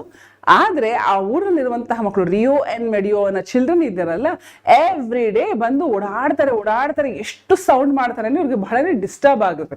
ಅಫ್ಕೋರ್ಸ್ ನೀವು ಮನೇಲಿರ್ಬೇಕಾದ್ರೆ ಸುಮಾರು ಒಂದು 50 ಜನ ಮಕ್ಕಳು ಬಂದು ಓಡಾಡ್ತಾ ಇದ್ರೆ ನಿಮ್ಗೆ ಎಷ್ಟು ಗಾಬರಿ ಅಂದ್ರೆ ಹಿಂಸೆ ಆಗಲ್ವಾ? So this happens to Americans. One day, when American owners take residence in their new property, they are upset by the village children who continue to run onto the land into the orchard. When the Americans take the matter to the real estate office, Don Anselmo is called to settle the dispute. ಈಗ ಒಂದು ಮೆಕ್ಸಿಕೋದಲ್ಲಿರುವಂತಹ real estate ಏಜೆನ್ಸಿನಲ್ಲಿ real estate agent ಮೂಲಕ ವ್ಯವಹಾರವನ್ನು ಕುದುರಿಸಿರ್ತಾರೆ. ಇವ್ರಿಗೆ ಯಾರಿಗೆ complaint ಕೊಡಬೇಕು ಅಂತ ಗೊತ್ತಾಗಲ್ಲ. ಕಂಪ್ಲೇಂಟ್ ಅಂದ್ರೆ ಈ ತರ ತೊಂದರೆ ಆಗ್ತಿದೆ, ನಮ್ಗೆ ಇದರಿಂದ ಮುಕ್ತಿ ಬೇಕು ಅಂತ ಯಾರಿಗೆ ಹೇಳಬೇಕು ಅಂತ ಗೊತ್ತಾಗಲ್ಲ. So this Americans go to Mexico's real estate office and ಅಲ್ಲಿ ದೂರು ಕೊಡ್ತಾರೆ. ಸ್ವಲ್ಪ ಅವ್ರನ್ನ ಕರೆಸ್ಬಿಟ್ಟು ಹೇಳಿ ಯಾಕೆ ಇವರೆಲ್ಲ ಹೀಗೆ ಬಂದು ನಮಗೆ ತೊಂದರೆ ಕೊಡ್ತಿದ್ದಾರೆ ಅಂತ. ಸೊ ಡಾನ್ ಅನ್ಸಲ್ಮೋನ ಆಫೀಸ್ಗೆ ಕರೆಸ್ತಾರೆ, ಎಲ್ಲಿ ಮೆಕ್ಸಿಕನ್ ರಿಯಲ್ ಎಸ್ಟೇಟ್ ಆಫೀಸ್ಗೆ. ಅವ್ರದ್ದೊಂದು ಬುದ್ಧಿ ಇರುತ್ತೆ, ಅವರೆಷ್ಟು ಗೌರವಾನ್ವಿತ ವ್ಯಕ್ತಿ ಅಂದರೆ ಪ್ರತಿಯೊಬ್ಬರಿಗೂ ಕೂಡ ಬೋ ಡೌನ್ ಮಾಡ್ತಿರ್ತಾರೆ. ವಯಸ್ಸು ದೊಡ್ಡದು ಅಂತ ಏನಿಲ್ಲ, ಅವರೆಲ್ಲರಿಗೂ ಕೂಡ ಬಹಳನೇ ಗೌರವವಾಗಿ ಬೋ ಡೌನ್ ಮಾಡ್ತಿರ್ತಾರೆ. ಒಂದು ಹಳೇ ಛತ್ರಿಯನ್ನ ಒಂದು ಕೇನ್ ತರ ಉಪಯೋಗಿಸ್ತಾ ಇರ್ತಾರೆ ಅವರು. He says that although the land was his, the trees belong to the people of the village. ಆಗ ಹೇಳ್ತಾರೆ, ಅಫ್ಕೋರ್ಸ್ ನೀವು ನಾವು ಮನೆ ಮಾರಿದಿರತ್ತಾರೆ, ಮತ್ತೆ ಈ ಮಕ್ಳಾಗಿ ಬರ್ತಿದ್ದಾರೆ ಅಂತ ಕೇಳ್ತಾರೆ. ಆಗ ಅವ್ರು ಹೇಳ್ತಾರೆ, ನಾನು ನಿಮಗೆ ಆ ಜಾಗನಷ್ಟೇ ಮಾರಿರೋದು, ಆದ್ರೆ ಆ ಜಾಗದಲ್ಲಿ ಬೆಳೆದಿರುವಂತಹ ಮರಗಳನ್ನ ನಾನು ಮಾರಿಲ್ಲ ಅಂತ ಹೇಳ್ತಾರೆ. ಅರೇ ಇದೊಳ್ಳೆ ಪೀಕ್ಲಾಟಿಗೆ ಬಂತಲ್ಲಪ್ಪ ಅಂತ ಅಮೆರಿಕನ್ಸ್ಗೀಗ. What exactly does he mean by that? We have purchased the land. Now he is telling that the trees do not belong to us, that he has not sold the trees to us. ಅಂತ ಇವ್ರಿಗೆ ಚಿಂತೆ ಹತ್ಕೊಳ್ಳುತ್ತೆ. ಅದಕ್ಕೆ ಅವ್ರು ಏನು ಉತ್ತರ ಕೊಡ್ತಾರೆ Don ಅನ್ಸಲ್ಮೋ ಅಂದ್ರೆ, he says that ಆ ಒಂದು ಊರಲ್ಲಿ ಒಂದು ಪದ್ಧತಿ ಇರುತ್ತೆ. ಏನು ಪದ್ಧತಿ ಅಂದ್ರೆ, whenever a child, a baby is born, a tree or a sapling ಅದನ್ನ ನೆಟ್ಟಿರ್ತಾರೆ ಆ ಮಗುವಿಗೋಸ್ಕರ. ಈ ಮರ, ಈ ಗಿಡ ಈ ಮಗುವಿಗೋಸ್ಕರ, ಇದು ಬೆಳೆದು ದೊಡ್ಡದಾದ್ಮೇಲೆ ಈ ಮರದಿಂದ ಬರುವಂತಹ ಹಣ್ಣಿನ ಮೇಲೆ, ಆ ಮರದ ಮೇಲೆ ಆ ಮಗುಗೆ ಹಕ್ಕಿರುತ್ತೆ ಅನ್ನೋ ಒಂದು ಪ್ರತೀತಿ ಅಥವಾ ಪದ್ಧತಿ ಇರುತ್ತೆ ಆ ಒಂದು ಟೌನ್ ಅಲ್ಲಿ. ಸೊ ಹಾಗಾಗಿ ಇಲ್ಲಿರುವಂತಹ ಎಲ್ಲಾ ಮಕ್ಕಳ ಹೆಸರಲ್ಲೂ ಒಂದೊಂದು ಮರ ನೆಟ್ಟಿದೀವಿ, ಆ ಮರಗಳೆಲ್ಲ ಅವ್ರಿಗೆ ಸೇರಿದ್ದು, ನಾನು ಅದನ್ನ ನಿಮಗೆ ಮಾರಿಲ್ಲ ಅಂತ ಹೇಳ್ತಾರೆ. ಇದೊಳ್ಳೆ ಪಚಿತಿ ಬಂತಲ್ಲಪ್ಪ, ಏನ್ ಮಾಡ ನನಗೂ ಅರ್ಥ ಆಗ್ತಾ ಇಲ್ಲ. ಆ ತರ ಒಂದು ಪ್ರತೀತಿ ಪದ್ಧತಿ ಇದ್ದಂತಹ ಊರಿನಲ್ಲಿ ಈ ಲ್ಯಾಂಡನ್ನ ಅಮೆರಿಕನ್ಸ್ಗೆ ಯಾಕಾದ್ರೂ ಕೊಟ್ರು, ಅವರೇ ಉಳಿಸ್ಕೊಳ್ಬೋದಾಗಿತ್ತಲ್ಲ. ಎಲ್ಲೋ ಒಂದ್ ಕಡೆ ಮಾಡರ್ನೈಸೇಷನ್ ಆಗ್ತಾ ಇದೆ, ಬೇರೆಯವರು ವಲಸಿಗರು ಬರ್ತಾ ಇದ್ದಾರೆ, ದುಡ್ಡು ಬರ್ತಾ ಇದೆ, ಜಾಗ ಕೊಡ್ಬೇಕು, ಈ ಎಲ್ಲ ಗೊಂದಲಗಳ ನಡುವೆ ಈ ಕತೆ ಮುಂದಕ್ಕೆ ಸಾಗುತ್ತೆ. They were mostly his nieces, nephews and grandchildren from whom Don Anselmo had planted a tree at their birth. So ಈ ಮಕ್ಕಳು ಬೇರೆ ಯಾರು ಅಲ್ಲ, ನಾ ಹೇಳದ್ನಲ್ಲ, ಒಬ್ರಿಗೊಬ್ರು ರಿಲೇಟಿವ್ಸ್ ಇವರೆಲ್ಲ. ಅವರೆಲ್ಲರೂ ಡಾನ್ ಅನ್ಸೆಲ್ಮೋಗೆ ನೆಫ್ಯೂಸ್ ಆಗಿದ್ರು, ನೀಸಸ್ ಆಗಿದ್ರು, ಅದೇ ರೀತಿ ಮೊಮ್ಮಕ್ಕಳು ಕೂಡ ಆಗಿದ್ರು, ಗ್ರ್ಯಾಂಡ್ ಚಿಲ್ಡ್ರನ್ ಕೂಡ ಆಗಿದ್ರು. Since they had already got extra land for less price, the Americans decided to pay and buy the trees from every relative of Don Anselmo. ಈಗ ಅವ್ರ ಮುಂದೆ ಬೇರೆ ದಾರಿನೇ ಇರಲಿಲ್ಲ, ಹೇಗೂ ನಮಗೆ ಕಡಿಮೆ ಬೆಲೆಗೆ ಈ ಜಾಗ ಸಿಕ್ಕಿದೆ, ನಾವೇ ಎಕ್ಸ್ಟ್ರಾ ದುಡ್ಡು ಕೊಡಬೇಕಾಗಿತ್ತು Don ಅನ್ಸೆಲ್ಮೋಗೆ, which he refused. Now the Americans, what they thought is like, let us buy each and every tree from the relative or the children of Rio and Medio. ಅದೇ ದುಡ್ಡನ್ನು ಅವ್ರಿಗೆ ವಾಪಸ್ ಕೊಟ್ಟು ಪ್ರತಿಯೊಂದು ಮರವನ್ನು ನಾವು ಕೊಂಡುಕೊಂಡು ಬೇಲಿ ಹಾಕೊಳ್ಳೋಣ ಅಂತ ಅವರು ಡಿಸೈಡ್ ಮಾಡ್ತಾರೆ. ಸೊ ಈ ರೀತಿ ಆ ಒಂದು ಏನಂತ ಹೇಳ್ತಾರೆ, ಅವರ ಒಂದು ಡಿಸ್ಪ್ಯೂಟು ಸೆಟಲ್ ಆಗುತ್ತೆ. ಈ ಕಥೆಯೆಲ್ಲ ಹೇಳೋದು ಆ storyteller, whom we think that he might be a Mexican real estate agent. Okay, so ಈ ರೀತಿ ಈ ಕತೆ ಎಂಡ್ ಆಗುತ್ತೆ.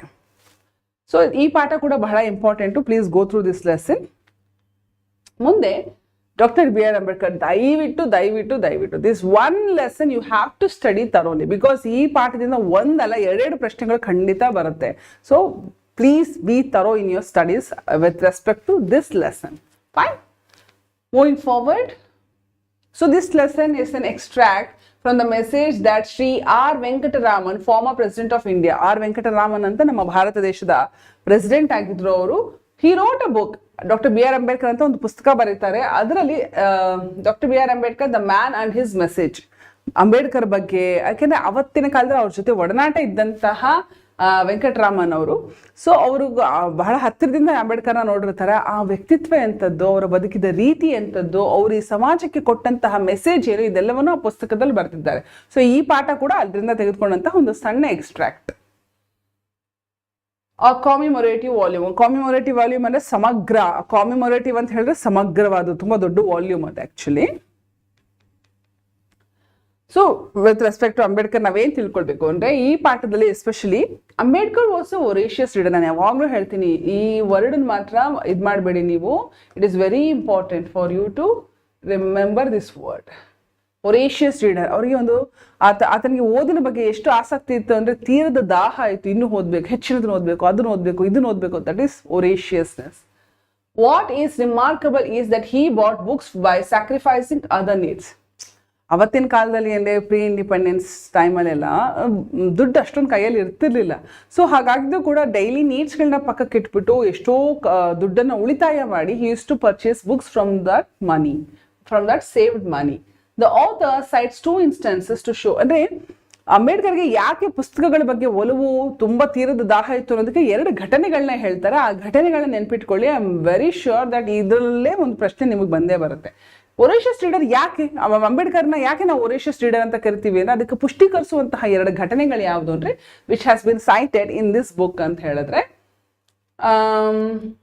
he was an avid reader. Ambedkar was in New York if he bought 2000 books, in London where he went for the second round table count. ಅವರು ನ್ಯೂಯಾರ್ಕ್ಗೆ ಹೋಗಿದ್ದಾಗ 2000 ಪುಸ್ತಕಗಳನ್ನ purchase ಮಾಡ್ಕೊಂಡು ಬರ್ತಾರೆ. Not 1, not 2, but not even 100, but 2000 books he will get from New York. New York ಇಂದ 2000 ಪುಸ್ತಕ ಇವತ್ತೇ ನಮಗೆ ತರಕ್ಕಾಗಲ್ಲ. ಎಷ್ಟು ಕಾಸ್ಟ್ಲಿ ಗೊತ್ತಾ, ಎಷ್ಟು ಚಾರ್ಜಸ್ ಹಿಡಿಯುತ್ತೆ ಗೊತ್ತಾ, ಅದನ್ನೆಲ್ಲ ಇಲ್ಲಿ ತರಬೇಕು ಅಂತ ಹೇಳಿದ್ರೆ.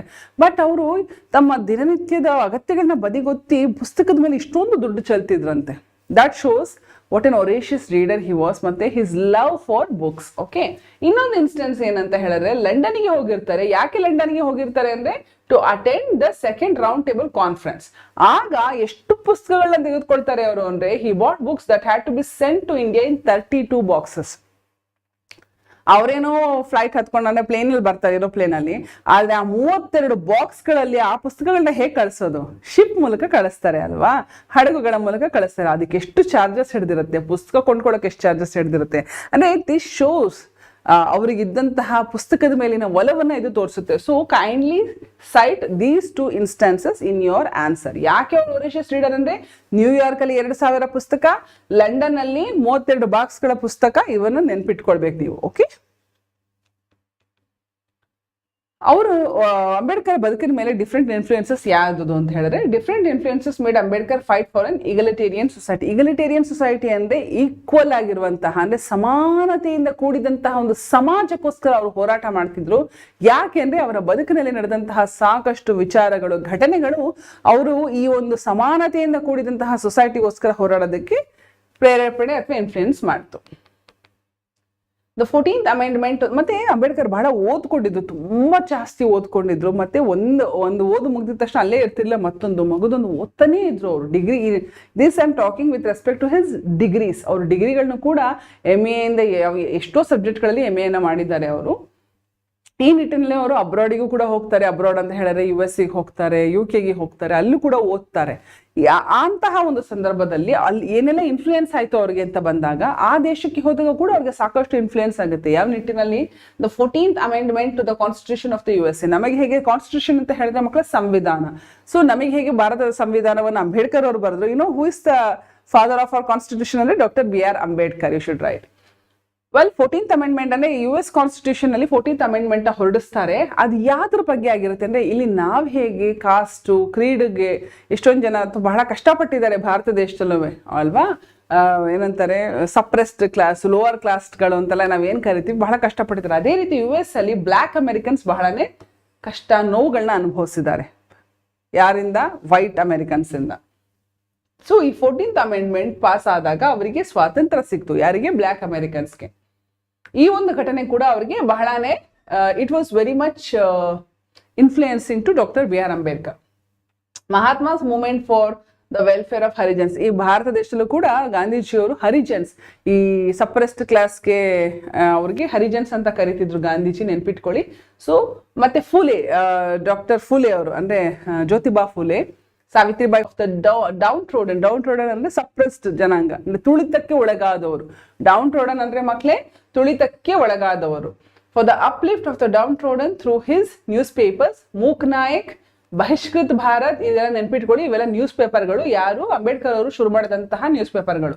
MOOC Nayak, Bahishkrit Bharat, Samata and his institutions, Hitakarini Sabha and independent labour party, ಇವೆಲ್ಲವೂ ಅಂಬೇಡ್ಕರ್ ಅವ್ರದ್ದು. ಸೊ ಈ ನಿಟ್ಟಿನಲ್ಲಿ ಅವರು ಕೂಡ ಈ ಒಂದು ಕ್ಲಾಸ್ಲೆಸ್ ಸೊಸೈಟಿಗೋಸ್ಕರ, ಇಗಲಿಟೇರಿಯನ್ ಸೊಸೈಟಿಗೋಸ್ಕರ ಹೋರಾಟ ಮಾಡಬೇಕಾದಾಗ ಇದೆಲ್ಲವನ್ನು ಶುರು ಮಾಡಿದ್ರು ಅವರು. ಯಾರು? Ambedkar. Ambedkar took painstaking efforts in framing the fundamental rights. ಆಮೇಲೆ ಅವರಲ್ಲಿದ್ದಂತಹ ಒಂದು ತಿಳುವಳಿಕೆ, ಅಷ್ಟು ವಿದ್ಯೆ ಇತ್ತು ಅವರಲ್ಲಿ, ಅಂಬೇಡ್ಕರ್ ಅಲ್ಲಿ. ಸೊ ಭಾರತ ಸ್ವತಂತ್ರವಾದಾಗ, post independence, when Nehru became the first prime minister of India, he was searching for someone who could frame our constitution.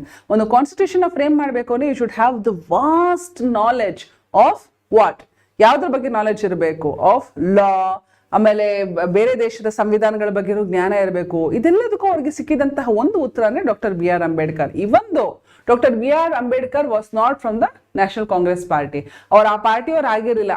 ಆದರೂ ಕೂಡ ಅವರಲ್ಲಿದ್ದಂತಹ ಒಂದು ವಿದ್ಯೆ, ಆ ಟ್ಯಾಲೆಂಟ್ ಏನಿತ್ತೋ ಅದನ್ನು ಗುರುತಿಸಿ ಜವಾಹರ್ಲಾಲ್ ನೆಹರು ನೀವೇ ಸಂವಿಧಾನವನ್ನು, ಅಂದ್ರೆ ಕಾನ್ಸ್ಟಿಟ್ಯೂಷನ್ ಡ್ರಾಫ್ಟ್ ಮಾಡಬೇಕು ಅಂತ ಹೇಳ್ತಾರೆ. ಸೊ ಅವರು ಎಷ್ಟು ಕಷ್ಟಪಟ್ಟು ಬೇರೆ ಎಲ್ಲಾ ದೇಶದ ಸಂವಿಧಾನಗಳನ್ನು ಅಭ್ಯಾಸ ಮಾಡಿ ಬಹಳ ಮುತುವರ್ಜಿಯಿಂದ ಫಂಡಮೆಂಟಲ್ ರೈಟ್ಸ್ ನ ಫ್ರೇಮ್ ಮಾಡ್ತಾರೆ. which he did keeping in mind the Indian situation as well as what he had seen in other nations. ಬೇರೆ ದೇಶಗಳಲ್ಲಿ ಏನ್ ನಡೀತಾ ಇದೆ ಅದನ್ನ ಅವ್ರು ಯಾವ ರೀತಿ ಹತೋಟಿಗೆ ತರ್ತಿದ್ದಾರೆ, ಮತ್ತೆ ನಮ್ಮ ಭಾರತ ದೇಶದಲ್ಲಿ ಏನೆಲ್ಲ ಸನ್ನಿವೇಶಗಳಿದೆ, ಏನೆಲ್ಲ ತೊಂದರೆಗಳಿವೆ, ಇದೆಲ್ಲವನ್ನು ಮನಸ್ಸಿನಲ್ಲಿ ಇಟ್ಕೊಂಡು ಫಂಡಮೆಂಟಲ್ ರೈಟ್ಸ್ ಹಾಗೂ ಡ್ಯೂಟೀಸ್ ಅನ್ನು ಅವರು ಫ್ರೇಮ್ ಮಾಡ್ತಾರೆ. Alladi Krishnaswami Ayyar, KM Munshi and N Gopalaswami Ayyangar, the other members contributed their might, and the constitutional advisor BN Rao helped Ambedkar in explaining to others the complicated legal concepts in a layman's language. Okay, ಈಗ legal documents ಅಂತ ಬಂದಾಗ ಅದಷ್ಟು ಸುಲಭವಾಗಿ ಎಲ್ರಿಗೂ ಅರ್ಥ ಆಗಲ್ಲ. ಅದು ಪ್ರತಿಯೊಬ್ಬ ಸಾಮಾನ್ಯ ಮನುಷ್ಯನಿಗೂ ಅರ್ಥ ಆಗೋಕ್ಕೆ ಸಹಾಯ ಮಾಡಿದಂಥವ್ರು ಯಾರು? BN ರಾವ್ ಅವರು. ಇನ್ನು ಮಿಕ್ಕಿದಂತೆ ಆ ಡ್ರಾಫ್ಟಿಂಗ್ ಕಮಿಟಿನಲ್ಲಿ KM ಮುನ್ಷಿ ಇರ್ತಾರೆ, ಅಲ್ಲೇಡಿ ಕೃಷ್ಣಸ್ವಾಮಿ ಅಯ್ಯರ್ ಇರ್ತಾರೆ, ಮತ್ತು N ಗೋಪಾಲಸ್ವಾಮಿ ಅಯ್ಯಂಗಾರ್ ಇರ್ತಾರೆ. Okay, The Indian National Congress chose Ambedkar as the chairman of the drafting committee. On the drafting committee ಅಂದ್ರೆ ಇಷ್ಟೆಲ್ಲ ಜನ ಇರ್ತಾರೆ, but Dr. B.R. Ambedkar was the chairman of the drafting committee. Committee of the Constituent Assembly, though Ambedkar was not in the Congress, this allowed Dr. Ambedkar to give the most notable and permanent solutions to many problems. Okay. He always described that civil disobedience, non-cooperation and satyagraha as the grammar of anarchy. Grammar ಅಂದ್ರೆ ಏನಿಲ್ಲ ಮಕ್ಕಳೇ, grammar ಅಂದ್ರೆ ನಾನು grammar session ಅಲ್ಲಿ ಹೇಳ್ಕೊಟ್ಟಿದ್ದೆ, rules and regulation ಅಂತ ಅರ್ಥ. So anarchy ಅಂತ ಹೇಳಿದ್ರೆ ಈ ಅರಾಜಕತೆ ಅಂತ ನಾವೇನ್ ಕರಿತೀವಿ, ದಟ್ ಈಸ್ ಅನಾರ್ಕಿ. ಅವ್ರಿಗೆ ಏನಂದ್ರೆ he was well red, well studied, well educated. ಅವರು ಅವ್ರಿಗೆ ಏನಂದ್ರೆ ಎಲ್ಲವೂ ಒಂದು ರೀತಿ ನೀತಿಯಲ್ಲಿ ಹೋಗಬೇಕು. ನಾವು ಒಂದು ಗವರ್ಮೆಂಟ್ ಅಂತ ಮಾಡಿದಾಗ, ಒಂದು ಕಾನ್ಸ್ಟಿಟ್ಯೂಟ್ ಅಂತ ಮಾಡಿದಾಗ, ಒಂದು ರೂಲ್ಸ್ ಅಂಡ್ ರೆಗ್ಯುಲೇಷನ್ಸ್ ಅಂತ ಮಾಡಿದಾಗ we need to abide by those rules, otherwise it will lead to anarchy ಅಂತ. ಅವ್ರೇನಂದ್ರೆ ಡಿಸೊಬಿಡಿಯನ್ಸ್, ನಾನ್ ಕೋಆಪರೇಷನ್ ಇವೆಲ್ಲ ಯಾರು ಮಾಡ್ತಾ ಇದ್ದಿದ್ದು? ನಾನ್ ಕೋಆಪರೇಷನ್ ಮೂವ್ಮೆಂಟ್ ಯಾರು ಶುರು ಮಾಡಿದ್ದು? ಮಹಾತ್ಮ ಗಾಂಧಿ. ಸತ್ಯಾಗ್ರಹ ಯಾರು ಮಾಡಿದ್ದು? ಮಹಾತ್ಮ ಗಾಂಧಿ. ಈ ರೀತಿ ಮಾಡೋದು ತಪ್ಪು ಅಂತ ಅವರು ಅಂಬೇಡ್ಕರ್ ಹೇಳ್ತಿದ್ರು.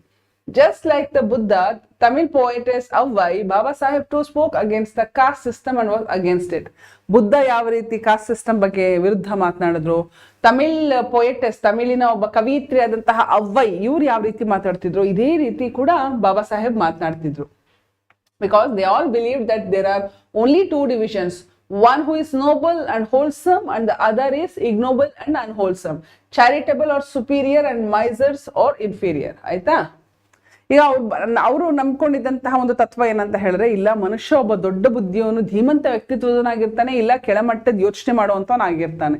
ಒಬ್ಬರಿಗೆ ಒಳ್ಳೇದು ಮಾಡೋನಾಗಿರ್ತಾನೆ, ಇಲ್ಲ ಕೆಟ್ಟದ್ದು ಮಾಡೋನಾಗಿರ್ತಾನೆ. ಇಷ್ಟೇ, ಒಬ್ಬ ಒಳ್ಳೆಯವನು ಒಬ್ಬ ಕೆಟ್ಟವನು, ಇಷ್ಟು ಬಿಟ್ರೆ ಅವ್ರಿಗೆ ಯಾವುದೇ ಬೈಫರ್ಕೇಶನ್ ಡಿವಿಷನ್ ಕಾಣಿಸ್ತಿರಲ್ಲ. Okay, not exactly based on colour, caste, creed, religion, ಇದ್ಯಾವುದನ್ನು ಅವ್ರು ನಂಬ್ತಿರ್ಲಿಲ್ಲ. And that is how we should be, right? Humans are born, each and every human is born in the same manner. ಆದಾಗ್ಯೂ ಕೂಡ ಈ ರೀತಿ ತಾರತಮ್ಯ ಯಾಕೆ ಅಲ್ವಾ? While we are growing up or while we are taking this life forward. The two great legends, Gandhi and Baba Saheb, broke the divide and rule policy which was created by the British rulers to strengthen their hegemony over us and created oneness. ಈಗ India ಅಂತಹ ದೇಶ ಬಂದಾಗ, ಇಷ್ಟೆಲ್ಲ human resource ಇರುವಂತಹ ಭಾರತ ದೇಶ, ಆ ಕೇವಲ ಸಾವಿರಾರು ಸಂಖ್ಯೆಯಲ್ಲಿ ಬಂದಂತಹ ಬ್ರಿಟಿಷರಿಗೆ ಬಗ್ತಾರೆ ಅಂತಂದ್ರೆ, ಬಿಕಾಸ್ ಅವರು ಡಿವೈಡ್ ಅಂಡ್ ರೂಲ್ ಮಾಡ್ತಾರೆ, ಒಬ್ಬರ ಮಧ್ಯೆ ಒಬ್ಬರಿಗೆ ತಂದಿಡ್ತಾರೆ, ಸೊ ದಟ್ ಅವರು ಸುಪ್ರೀಂ ಆಗಿರ್ಬೇಕು. ಹೆಜಮೋನಿ ಅಂತ ಹೇಳಿದ್ರೆ ಅದೊಂಥರ ನಾವೇ ದೊಡ್ಡವರು, ನಾವೇ ಬಿಗ್ ಬಾಸ್ ಅಂತ ಹೇಳ್ತಾರಲ್ಲ, ಬಿಗ್ ಬ್ರದರ್ ಅಂತ ಹೇಳ್ತಾರೆ ಈಗ ಅಮೆರಿಕಾನ, ಆ ರೀತಿ ನಾನೇ, ನನ್ನ ಮಾತೇ ಎಲ್ಲರೂ ಕೇಳಬೇಕು ಅನ್ನುವಂಥದ್ದನ್ನ ಹೆಜಮೋನಿ ಅಂತ ಕರಿತೀವಿ. ಸೊ ಅವ್ರು ಮಾಡಿದ್ದೇನೋ ಅದಕ್ಕೆ ಟ್ಯಾಕ್ಟಿಕ್ಸ್ ಅನ್ನೇ ಡಿವೈಡ್ ಅಂಡ್ ರೂಲ್ ಅನ್ನುವ ಪದ್ಧತಿಯಲ್ಲಿ ಭಾರತವನ್ನು ಒಡೆದು ಹಾಕಿದ್ರು. ಆದರೆ Baba Saheb Ambedkar and Gandhiji believed in oneness. ಒಗ್ಗಟ್ಟಾಗಿ ನಾವಿದ್ರೆ ಮಾತ್ರನೇ ಯಾವುದನ್ನು ಕೂಡ ನಾವು ಎದುರಿಸಬಲ್ಲೆವು ಅಂತ ಅವ್ರು ನಂಬ್ಕೊಂಡಿದ್ರು.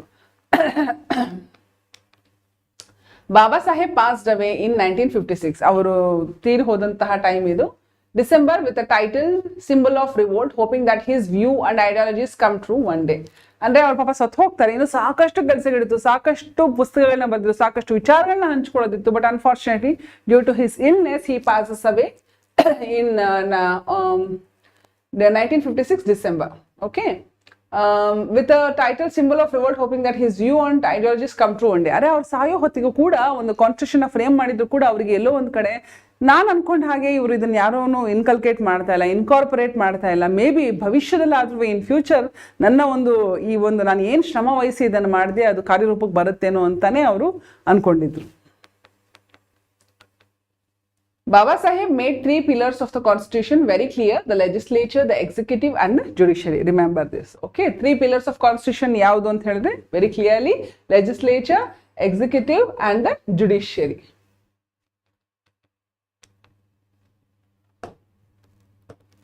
Dr. B.R. Ambedkar was the first law minister of independent India. Try to remember this. Okay, first prime minister anu Jawaharlal Nehru, first law minister yaru anta helidre post independence. Aita independent ಇಂಡಿಯಾಗೆ first law minister ಬಂದು doctor B R Ambedkar. Through Baba Saheb the doors for the scheduled caste open. Suppress classes, scheduled caste ಅಂತ ನಾವೇನ್ ಹೇಳ್ತೀವೋ ಅವರುಗಳಿಗೆಲ್ಲ ಒಂದು ಹೊಸ ಬದುಕನ್ನು ತೆಗೆದು ಕಟ್ಟಿಕೊಟ್ಟಂತವರು ಬಾಬಾ ಸಾಹೇಬ್ ಅವರು. And have earn them respect and reservation. ಅಲ್ಲಿವರೆಗೂ ಅವರಿಗೆ ಕಿಂಚಿತ್ ಗೌರವ ಇರ್ತಿಲ್ಲ ಈ ಸಮಾಜದಲ್ಲಿ. ಪ್ರತಿಯೊಬ್ಬ ಮನುಷ್ಯನಿಗೂ ಗೌರವ ಇರಬೇಕು ಅಂತ ಆ ಒಂದು ಸಮಾನವಾದ ಸಮಾಜದ ಸೃಷ್ಟಿಗೋಸ್ಕರ ಹೋರಾಡಿದಂಥವ್ರು ಬಾಬಾ Saheb Ambedkar. They are employed in all higher posts, private and government sectors, and have been given responsibilities without any discrimination. ಯಾವುದೇ ರೀತಿ ತಾರತಮ್ಯ ಇಲ್ಲದೆ ಪ್ರತಿಯೊಬ್ಬರಿಗೂ ಕೂಡ ಅವರವರಿಗೆ ಸಿಗಬೇಕಾದಂತಹ ಸ್ಥಾನಮಾನ ಸಿಗಬೇಕು ಅಂತ ಅಂಬೇಡ್ಕರ್ ಹೋರಾಟ ಮಾಡಿದ್ರು. ಅದು ನಿಜ ಕೂಡ ಆಯಿತು because of our beautiful constitution. Okay, so ಈ ಪಾಠದಿಂದ ಬರುವಂತಹ ಇಂಪಾರ್ಟೆಂಟ್ ಕ್ವೆಶನ್ ಯಾವುದು ಅಂತ ಹೇಳಿದ್ರೆ ಇದಂತೂ ಬಂದೇ ಬರುತ್ತೆ. Ambedkar had a great thirst for books when he was a student. ನಾನು ನಿಮ್ಗೆ ಒರೇಷಿಯಸ್ ರೀಡರ್ ಅಂತ ಹೇಳಿದ್ದೆ. ಸೊ ಕೀವರ್ಡ್ಸ್ ನ ಫಾಲೋ ಮಾಡಿ. Ambedkar was voracious reader. He bought books curtailing daily needs in New York. Purchase, ಇವೆಲ್ಲ ಕೀವರ್ಡ್ಸ್ ಮಕ್ಕಳೇ. Purchase 2000 old books. ಲಂಡನ್ ಅಲ್ಲಿ ಇಂಡಿಯಾಗೆ ಬರ್ಬೇಕಾದ್ರೆ 32 ಬಾಕ್ಸ್ ಅಲ್ಲಿ ಕಳಿಸ್ಕೊಟ್ರು. ಇದಿಷ್ಟು ನೀವು ಬರ್ದಿದ್ದಾರೆ, ಫುಲ್ ಮಾರ್ಕ್ಸ್ ಬರುತ್ತೆ. So make sure to use these particular keywords. Okay, ಇನ್ನೊಂದು ಪ್ರಶ್ನೆ ಯಾವ್ದು ಬರುತ್ತೆ ಅಂದ್ರೆ, why did Nehru choose doctor Ambedkar as law minister? ಇದು ಕೇಳುವಂತಹ ಸಂಭವ ಇರುತ್ತೆ, ದಯವಿಟ್ಟು ಓದ್ಕೊಳ್ಳಿ ಇದನ್ನ. ಅದಕ್ಕೆ ಕೀ ಪಾಯಿಂಟ್ಸ್ ಅಂದ್ರೆ recognition of Ambedkar skills in the field of law, legislation, tribute to his vision of social justice. ಸಾಮಾಜಿಕ ನ್ಯಾಯಕ್ಕೆ ಅವ್ರು ಕೊಡ್ತಾ ಇದ್ದಂತಹ ಒತ್ತನ್ನ ನೋಡಿ ಜವಾಹರ್ಲಾಲ್ ನೆಹರು ಅವ್ರನ್ನ ಡ್ರಾಫ್ಟಿಂಗ್ ಕಮಿಟಿಗೆ ಚೇರ್ಮನ್ ಮಾಡ್ತಾರೆ. ಲಾ ಮಿನಿಸ್ಟರ್ ಕೂಡ ಅಂಬೇಡ್ಕರೇ ಆಗ್ತಾರೆ. ಸೊ ಇದನ್ನ ಈ ರೀತಿ ಈ ಕೀವರ್ಡ್ಸ್ ಉಪಯೋಗಿಸ್ಕೊಂಡು you can frame the answer like this. In recognition of Ambedkar's legal expertise and vision of social justice, Nehru chose Ambedkar as the first law minister of independent India. Nehru was impressed by the fact that in the case of Ambedkar, it was not merely a theory of social justice, but also the fact that Ambedkar was an activist fighting for social justice. ಎಷ್ಟು ಸರ್ತಿ repeat ಆಗಿದೆ ನೋಡಿ, social justice. So ಈ keywords ಇರಲೇಬೇಕು. Okay, so children, this was it. ತರೋ ಆಗಿ ನಾವು ಇಷ್ಟು ಪಾಠ ಹಾಗೂ ಪೋಯಮ್ಗಳನ್ನ ಮಾಡಿದ್ವಿ. ಮತ್ತೆ ಬರೋ ಸೆಷನ್ಗಳಲ್ಲೂ ಕೂಡ ಇಂಪಾರ್ಟೆಂಟ್ ಚಾಪ್ಟರ್ಸ್ಗಳ ಬಗ್ಗೆ ನಾವು ಡಿಸ್ಕಸ್ ಮಾಡೋಣ. In the meantime, please go through my previous videos where I have taught grammar and all the relevant questions, model question paper solving, everything in the videos. Kindly go through it. ಅಂದ್ರೆ ಅದರ maximum ಒಂದು ಏನಂತ ಹೇಳ್ತಾರೆ benefit ನೀವು ಪಡ್ಕೊಳ್ಬೇಕು, so that you can score very good marks in your final exams. Okay, now this is all about it. For more such educative and quality content and videos, revision classes, examination preparation classes, kindly stay tuned to Vista's Learning. I will see you in the next session. Until then, you take care and all the best for your final exams.